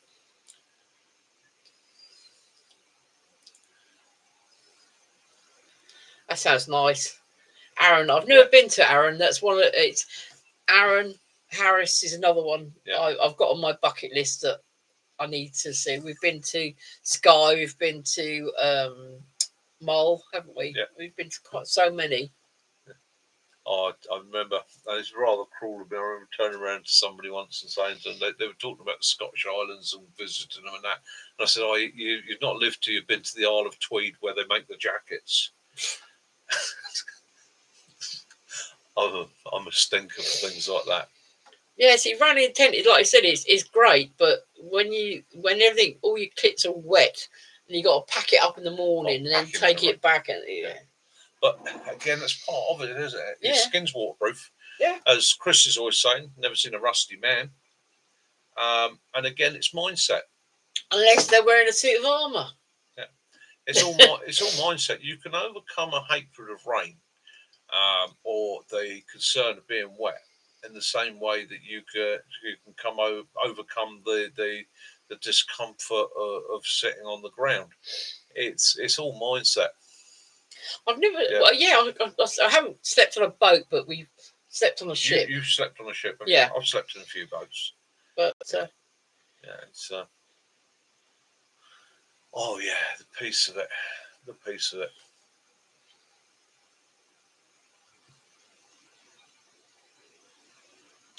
There you go. So in Oregon, it doesn't get dark there until midnight.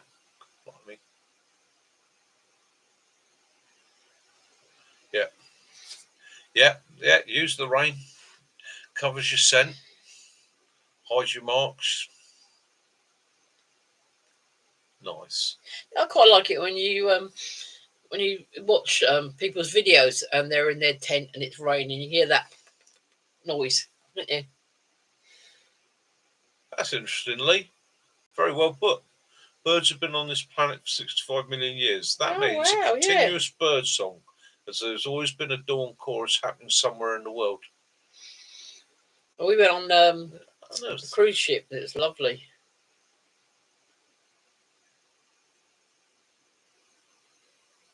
So hello, Amber, even though you can't type. Yeah.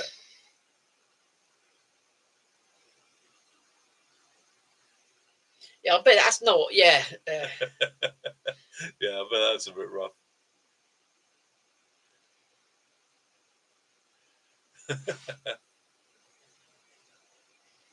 I tell you what, it's not so. I love the smell of when it's been raining. The smell of the some soil. of you will know the place, but Sunnybridge. Okay, I spent a bit of time up on Sunnybridge, and it's a military training area on a Welsh mountain that the Welsh let the British government or the English government have for military training purely and simply because they didn't like us. It's one of those places, cold, wet, misty, uncomfortable. It's a creeping damp cold as well. It gets in, especially if you're safety for training and you're stood there watching other people moving and doing things, just constantly alert for something happening. And you do that for 12, 15 hours a day, or you're out on an exercise where you're out for days and days and days, pushing those muscles, getting cold, getting wet, getting uncomfortable, right? That is hell on earth, but it's rewarded. And it is rewarded by standing under that shower. That moment when you get back and you set that shower to absolute scalding hot, you lean against the wall like that and you just let it play on your body for a good 10 or 15 minutes. That's the reward for that. That's the repair. And it taught me that, the focus is not on how I'm feeling now. It's on how I'm going to feel later. Sounds making you go to sleep. When we used to have when the Army Lightweight, FFR one, and whenever Mac got in that, the sound of the tyres, he'd fall asleep every single time, didn't he? Yeah. BJ, welcome to the house. BJ, hey, mate. No, don't be sorry you're being late. You made it. How's the foot? Hopefully it's better, my friend. We were all talking about you earlier on. BJ's in the house. I bet BJ, Kiwi, the ironing took longer because you had Chris juice. It's nice to see you, BJ, and I hope your foot's feeling a bit better. How did the doctors go?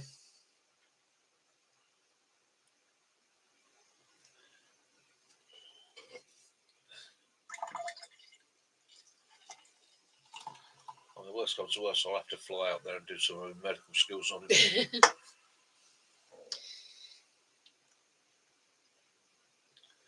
Yeah. So no Mac again tonight.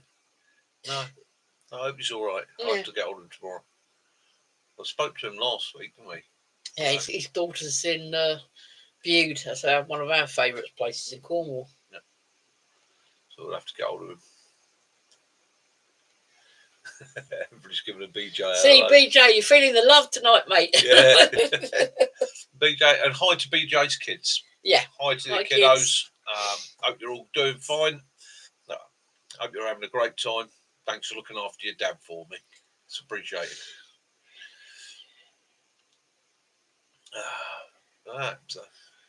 What are we going to do? Right? Return of the Beaver. I'm running out of steam tonight. I am a bit tired and I am running out of steam. But I'm going to keep it going. I'm going to make it to 2 hours. But do excuse the blank moments where I've sort of think I've talked enough. I'm just going to look at the comments and maybe join in there for a bit. Oh, right. So, Killer's going to send you one of his homemade tins for your dragon gel. Oh, brilliant! Cheers, Kitten. He's going to email his address. Sweet. I've got a few more little bits coming for some little prizes because you get some nice little bits on. Excellent.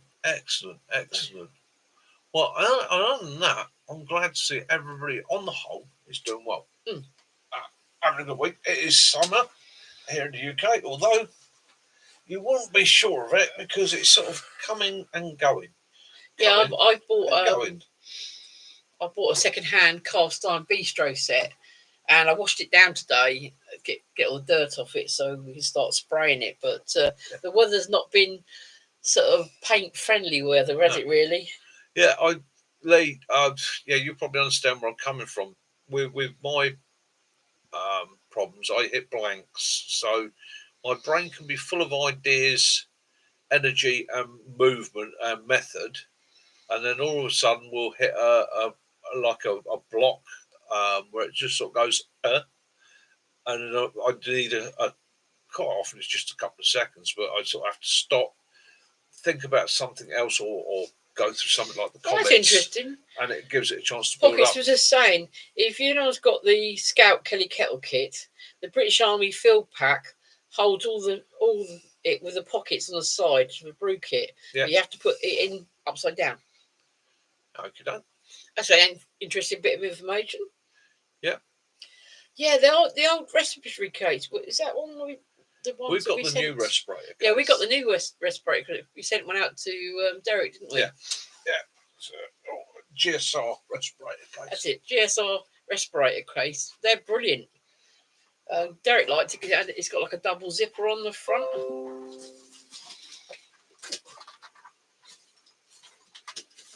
And they're quite cheap, aren't they? Yeah.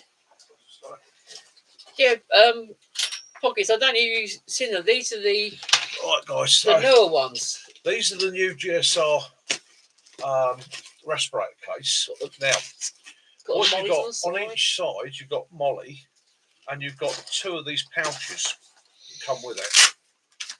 Quite a long pouch. Yeah. For all the gear, filters, bits and pieces, all your naps and all that. Yeah. That's what you got. Yeah, excellent. Yeah.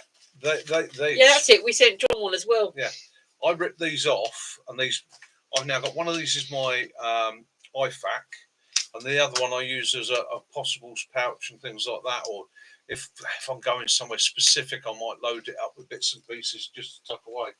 But these bags, you got it in your hand. You just these handbags are absolutely astounding. I just can't get over how the amount of space in there is so much. Oh, there we go. Room, isn't it? So I'll take the name away, and in fact, actually, I'll tell you what. Let's get rid of that. I've got a marker pen up there. I'm going to scrub out the last 3, just out of respect, because I don't know what happened to this person, whether they failed a course, whether they got binned, whether this is from recruit training or what. So that's a fairly new one. Get your finger over the number. But the number starts 302. So that's quite interesting. When you look at, we were talking about our service numbers between like 1980 and the mid 90s, it like went up 3 digits, and then all of a sudden we jumped forward to now. Oh, you got your new top. Excellent. Is that Kiwi? Yeah. Excellent. Oh, I got a gift.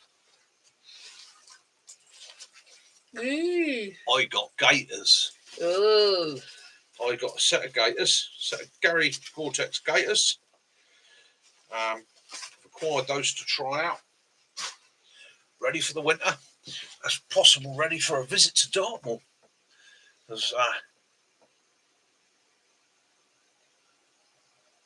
Yeah, yours has got the green whistle, hasn't it? Kitten was saying he's modified his old one because he's got the solid orange one, so he's bought the replacement green plug with the whistle in it. Yeah.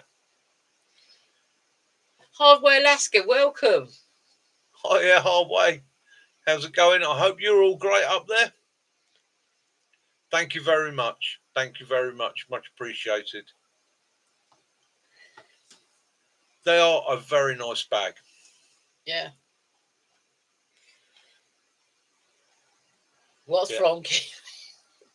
Yeah, do. Ah.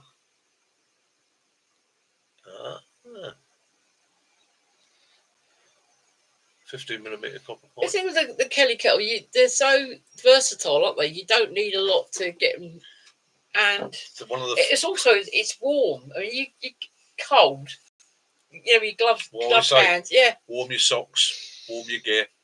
It's fast. It's efficient. It's reliable. And they don't have to change it. It's been the same since it was first made. You know. Apart from now, materials change a little bit. Yeah.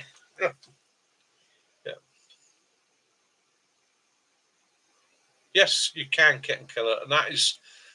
See, not many people come up. I had somebody on a course recently, and they were like, "Yeah, I've got a Sawyer Mini." I went, "Yes, so have I. Brilliant, absolutely brilliant filter system. One of the best filter systems in the world, if not the best." And he went, "Yeah." He said, "I can drink water from any source anywhere on the planet." And I went, "I beg your pardon?" And he went, "I can drink water from anywhere, any source anywhere on the planet." I said, "Yes, with the exception of seawater." No, I can drink seawater through it. It'll filter salt. It won't filter salt. The only filters that will take salt out are osmosis pumps or osmosis filters or distillation. I said, the KK full of salt. Yeah. I said, yeah, salt will dilute to a small enough size to fit through even the smallest filter. And an osmosis pump, what it actually does, it causes pressure, and that condenses the salt again, so that the salt is taken out. That's the same as putting your poncho up at night, and the condensation that arrives in the night, catching the water there. Do that regularly on the courses, regularly setting up the poncho as a water trap, both above and below. Yeah, reverse osmosis works a treat. Although I don't think I've ever used a reverse osmosis pump or filter at any time and actually drunk the water afterwards and gone, "Oh, that's crystal clear, just like drinking." You said about that Dartmoor. That little bit. We had to laugh about that sort of thing last year because someone had put a video up saying that they didn't need a first aid kit because they were really careful with their knives. And it's only people that are not careful that need to carry a first aid kit. If you carry a first aid kit, you're setting yourself up to fail. His thought process was, if you carry a first aid kit, you're saying to yourself, "It's all right to cut myself because I've got a first aid kit," and therefore he didn't carry a first aid kit for that reason. I'm like, just don't come screaming at me when you do make that mistake. This is my phone pouch. I carry my mobile phone in it, and in the front pouch, I've got burn care. I've got tablets. I've got in the back here, I think I've got a notepad and a pen. Little things. So I've always got, every kit of mine has got burn gel, paracetamol, that sort of thing. It's equipping yourself with a few bits and pieces to help you through the day. And it doesn't have to be a full-on medical kit. If I'm running a course, I have to carry, literally, by law, a 10-man emergency aid kit. And I've supplemented that with all sorts of extras to cover the situations that may occur. However, as an individual, all I carry is a tourniquet, a major bleed dressing, some burns gel, and a roll of tape. Okay, and that roll of tape is and it's my medical go-to, is a 1/4 inch or a 1 inch roll of duct tape. In fact, it's not duct tape. I found one better than duct tape. I found over the years duct tape can be a bit of a pain. So that's my IFAC. Okay, small. If I want to enlarge it, if I'm going into an environment where I need to put more in there, I can load it up. But in my IFAC, get gorilla tape. Okay, 1 inch roll of gorilla tape. That's my plaster. That will deal with blisters. That will deal with repairs. That will deal with sutures. That can do 101 jobs for you. Just a little bit of lateral thought. I've got a grab bag that's got medical kit in it. It's got a tourniquet. That's my one that goes on my mobility scooter, my big one. Burn gels. Yep. Brilliant stuff. Cat tourniquet. I mean, you might be a careful person, but what happens when you run into someone who's not a careful person and who's cut themselves badly or burnt themselves? First field dressing, unwrapped, ready to go. Okay, because I don't want to mess about if I've injured an arm or a hand. I don't want to faff about trying to open the package with one hand. Very true. My granny taught me, Derek, always have stuff in the cupboard, always carry stuff. Mylar blanket.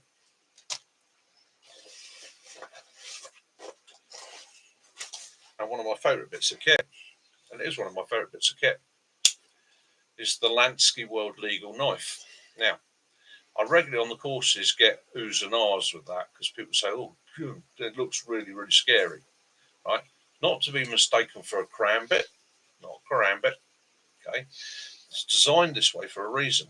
One, it's a world legal knife, so has no locks, has a very firm opening and closing to it.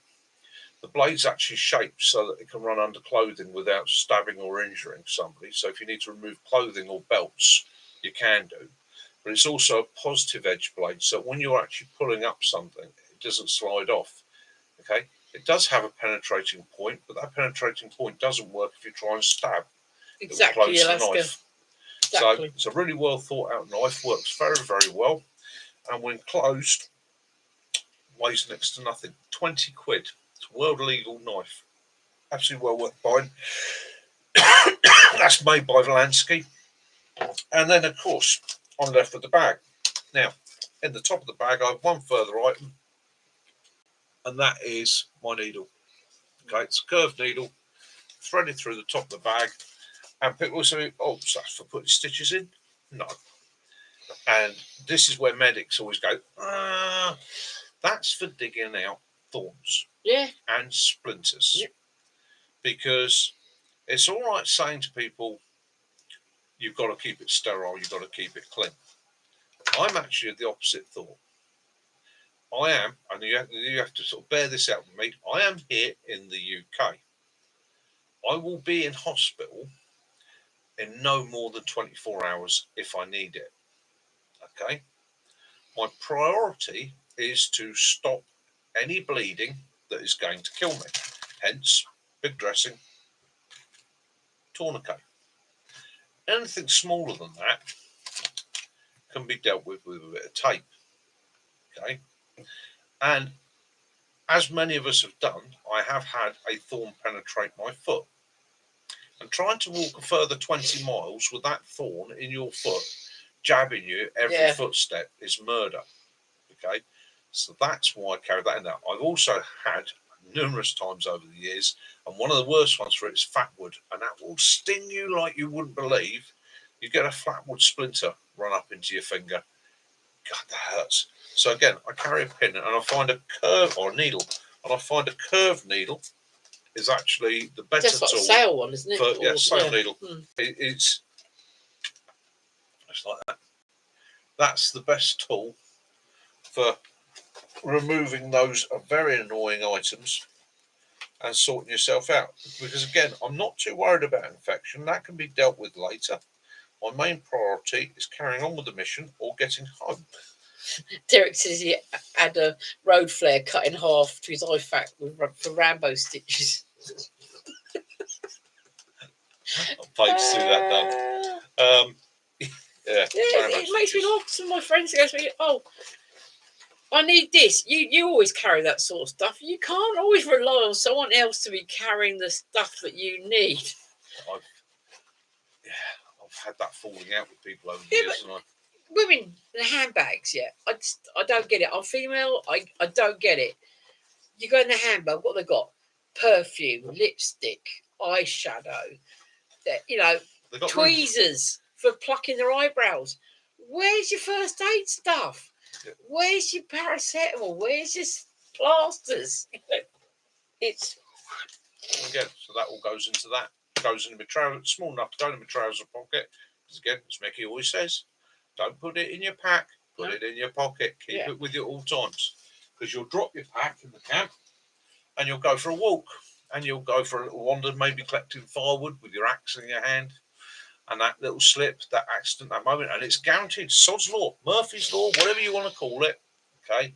Yeah, it's guaranteed to go wrong at the most awkward moment when you're away from your kit. So if you got it, that's why I love combats. I love cargo pants. A good cargo pocket on my leg. That's where my first aid kit lives. Yeah, John, it's a bit. You don't want Derek to be your medic with a flare and Rambo stitches. No. As Derek said, he's managed to revive every single one of his casualties. They've all got up and run away screaming. Not a problem. Job done, sir. Stealth bow drills. Mate, your video showing the best use for a bow drill. I love that. I fell off the chair.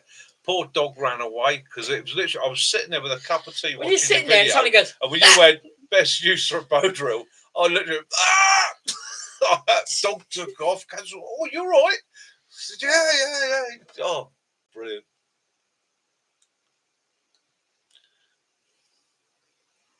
Yeah, ideal. It's so many things you can. Yeah. Syringe needles if you can get them. Or just a really sharp, really thin pair of tweezers. Yeah. Stealth. It's like doing flint and steel. It's one of those things. It's.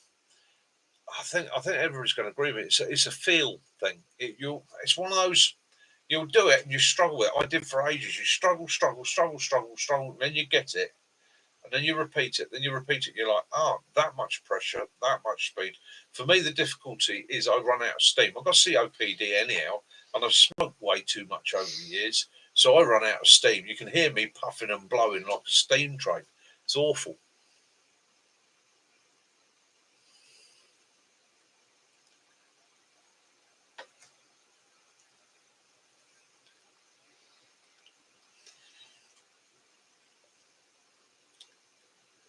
Silence. Yeah.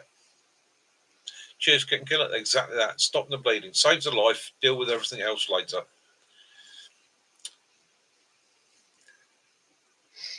Owies.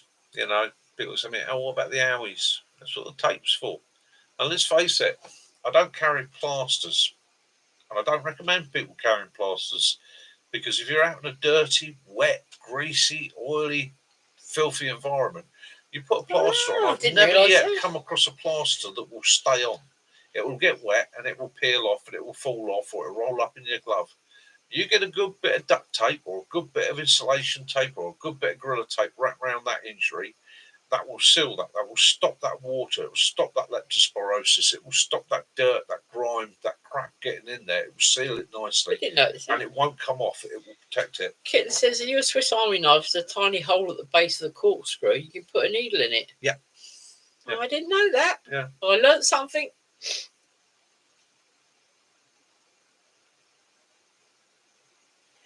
That's it. Tape is. Yeah. Exactly that. And the funny thing is, you get an injury like that, you wrap it up in tape, and you still maintain that blood flow. It's as long as you're maintaining that blood flow, you're going to keep that limb. That's the essential thing. And in certain parts, a certain amount of your body fights the infection anyway, doesn't it? I mean, in my trauma kit, yes, I've got things like suturing kits and all the rest of it. I've got chest seals. I've got all that with me. And that's always in the car. And anybody that's been up woods with me knows the car comes into the woods with me. It's parked over there.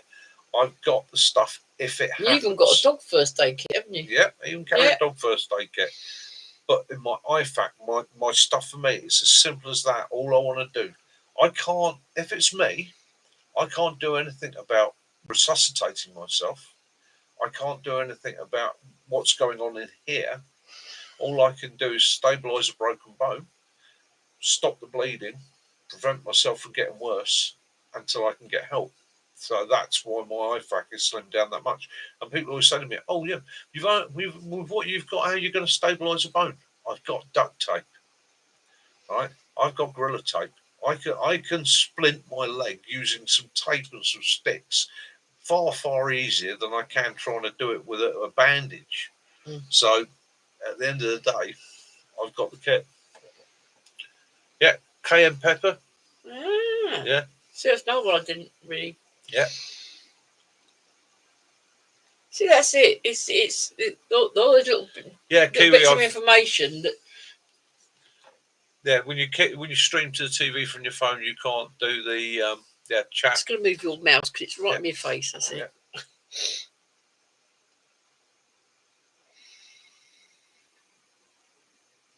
Swiss Army knives, absolutely brilliant bit of kit. I carry a Leatherman. If I didn't carry a Leatherman, I would carry a Swiss Army knife. I got a bear claw, haven't I? Yes, Kath has got a bear claw. She took it off the bear herself. I did. With her teeth. I did. Wrestled it to the ground, tore its paw off, or its claw off, carries it. But did you die? She didn't die. Did the bear die? Oh, yeah. Yeah, I suppose it's very much, isn't it? Yeah. Well, and again, that's the other thing, isn't it? The old joke of go to the vets and get your supplies from the vets. Yeah. Because quite often they've got exactly the same kit. You know, they do the same thing. They're controlling bleeding. So, when you put together your kit, the first aid kits, you did one for the dogs. Yeah. John, you're right there. Cayenne pepper would sting a little bit, but it's going to work. And the priority is you're already in pain, you're already bleeding. Save the life. Yeah. Yeah, shatterproof mirror. Yeah. Yeah. At least you can see what the issue is rather than going like that, because you feel is always telling you lies, isn't it? Yeah. It's not going to give you the full story of what's going on. And at the end of the day, I mean, you've got a shatterproof mirror, you've got your reflective mirror, you've got your signalling system as well. I've got one in my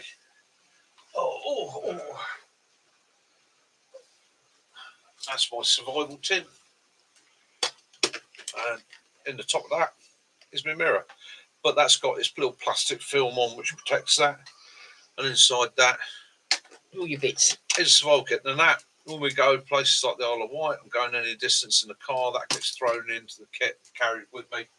That's a backup, goes on top of everything else. It's just, and it doesn't have to be carried with me all the time. All I know is know where it is so I can retrieve it. Exactly. It always feels bigger than you. Oh my God. Super glue. We love super glue. Super glue fixes all things. It's also a giggle as well. Yeah. If no mirror, use your phone camera and zoom it in. Yeah. I didn't know. Rubbing a wet aspirin tablet on an insect bite can work wonders. That's another new one for me. Yeah. Worth going. Yeah. And again, so there we go. Sharing ideas, techniques, and methods. I didn't know that. No. When you think about it, it does make sense. Yeah. And that's another thing to carry in your kit. Whether you have hay fever or not, get yourself some hay fever tablets. Because it melts with... They're antihistamines. If you have any sort of allergic reaction or sting or rash, it's going to help. I have issues with stinging nettles. Yeah. If I get stung by a stinging nettle, I just, even though I find a dock leaf, I just scratch until I bleed. It lasts for days. Yeah. It just tingles for ages. I don't know if paracetamol works the same. I think aspirin, because aspirin contains salicylic acid. Yeah. So salicylic acid is actually used as a for dermal repair. I found something out today. If you're someone that keeps your kit in a shed or a garage or something like that, and you're worried about mice, if you get some cotton wool and put peppermint essence on it, mice hate peppermint. It's probably because it's a strong. So if you want to stop the little buggers from chewing up all your tarps and tents, that sort of thing, put cotton wool or material with peppermint. It stops them. Yeah, that makes sense, because let's face it, you give it peppermint essence, it's strong enough, isn't it? It's going to affect their sense of smell, which is their primary sense. Yeah. So, yeah. There's nothing worse than going into your shed or garage to get something out, piece of equipment, and you hold it up and you got elusive cats we got round here. No. There's only one thing the cats around here hunt, and that is Wimpy, Burger King. Yeah, they're a bit McDonald's. They're a bit fast foodish. There's a couple of the cats around here I'm bloody sure are vegetarian. Yeah, it's anything. Traps are better, but it's just. I haven't seen your shorts yet, Kiwi. You're wearing long trousers yesterday. No, I haven't seen your shorts yet, but I will have a look and see your shorts. Hello, Amber. Finally, you were able to get in. Hey. Yeah, we've got a dog. We've got. You've met him yet? He's got a little Shih Tzu puppy called Willow. Who is at the moment is asleep down there. Clove oil. Okay, so many years ago, a long time ago, when I were a boy, when I was a young man, and I first started working in the door profession, and this is back before SIA licenses and any of that bollocks, when doormen tended to be guys that were able to do the job that was required. And I was working with a guy that was an ex-Met police officer. We had quite a career, and I don't know if he got booted out or what, but it ended up he was doing security work, and he was working the door, and he used to do like a couple of nights a week. And we were chatting one night, and we were chatting about techniques of taking people down and dealing with things and dealing with situations. And he said, one of the things we used to do in the Met. He said we used to have a pair of issued black leather gloves. It's very similar to the old Northern Ireland sniper glove. And what they would do, they would soak these in clove oil so that the clove oil would permeate into the leather. And bear in mind, this is before CS and all the rest of that. So if they got into a very violent confrontation with somebody and they were really difficult, all they used to do was touch their eyes with the glove. He said, because you get clove oil anywhere near the eyes, it's not going to do any painful damage, but you're taking them out of the fight like that. And I looked at him, I said, yeah, but that's going equipped. That is arming yourself equipped. He said, what? So in the court of law, when you stood in front of the judge, you go, sorry, Your Honour, I didn't realise I had clove oil on the gloves. I've got toothache. I've been dabbing it on all evening. Yeah, right. The cats around here are really lazy. Yeah. No, cats around here, mate, they're just like. I mean, Willow, our little friend down here, he for Shih Tzu, I was quite surprised that he's a mouser. Yeah, he's caught a couple of mice, and he's very proud of himself. Comes running in, he's like, "Oh, I got." He was chasing crows, wasn't he? It's a terrier, really. Yeah, the Isle of Wight. He wanted those crows, and red squirrels. Though he's a bit. What the hell's that? Freaked him out, didn't it? Walking him along, and this red squirrel come hurtling out about 2 meters in front of us and run across the grass. And he's never even seen a grey squirrel, let alone a red. And he just stopped and looked at it. He was like, what is that, Dad? I don't know that I want to grab that.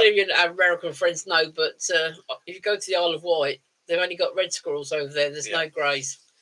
Yeah, the American grey squirrel made it into the UK over 100 years ago and pretty much wiped out all the red squirrels, indigenous red squirrels on the mainland. There are a few locations where we have red squirrels left. So they're in Anglesey, Isle of Wight, they're in Scotland, And there are a couple of very small groups in Wales, some in the West Country, where they still sort of survive.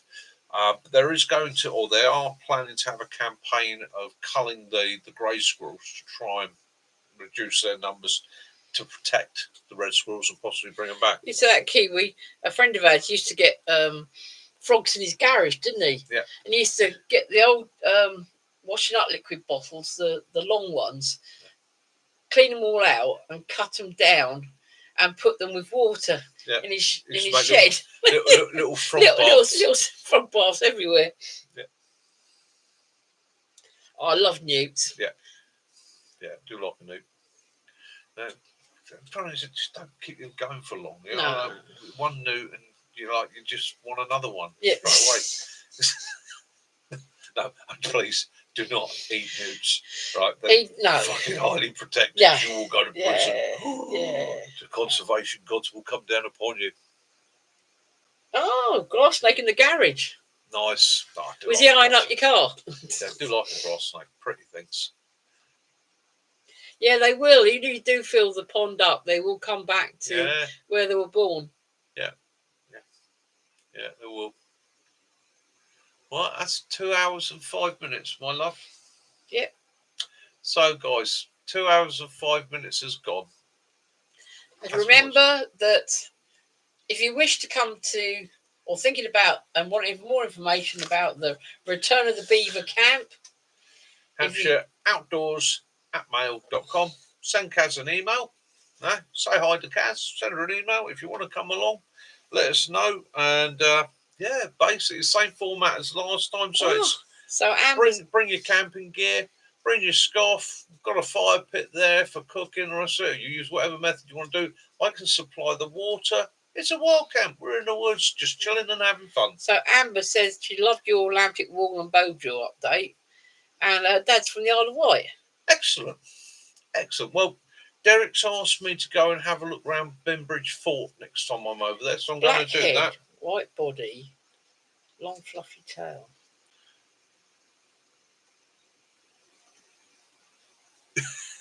Great squirrels swim the Atlantic, couldn't swim there. Yeah.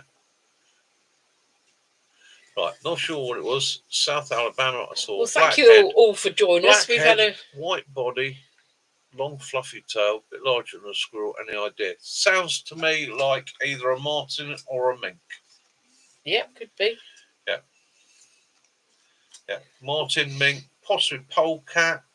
Because polecats do have of some sort. Polecats do have variations in colours, don't they? Yeah, or ferret or some sort of stoat.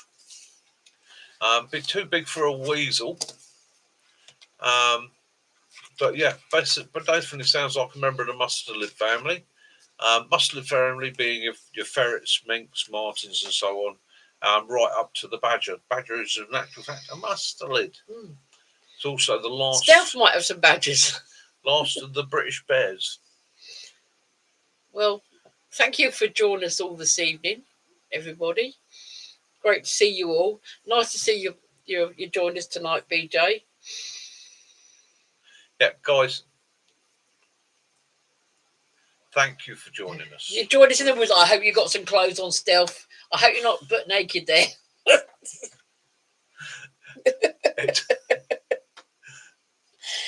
You keep going with it. You will get it. You will get it. And when you do, it's such a satisfaction. The thing to do, mate, is once you've done it with the bow drill, film it, then take your bow drill, fucking feed it into the fire, and just never go back to that again. That's it. So you're done. Stay safe. Get outdoors. Have your adventure. Love those you do. Forgive those you don't. Peace and light be upon you all. Have a great week. All right. And for those of you that are new, welcome to the community. Look forward to seeing you all again next Sunday. Any ideas, methods, and even if you don't want to ask about the camp, if you want to fire us off an email, you want to fire us off a comment, you can either do it through the channel and comment on any video because it will come up to me, or you can fire an email off to Caroline. Because I read the emails a couple of times a day. So she manages the emails for us, and we will get back to you ASAP. But other than that, guys, have a wonderful, wonderful week. I am going to go and make myself some cheese on toast and we will see you next week. Take care, guys.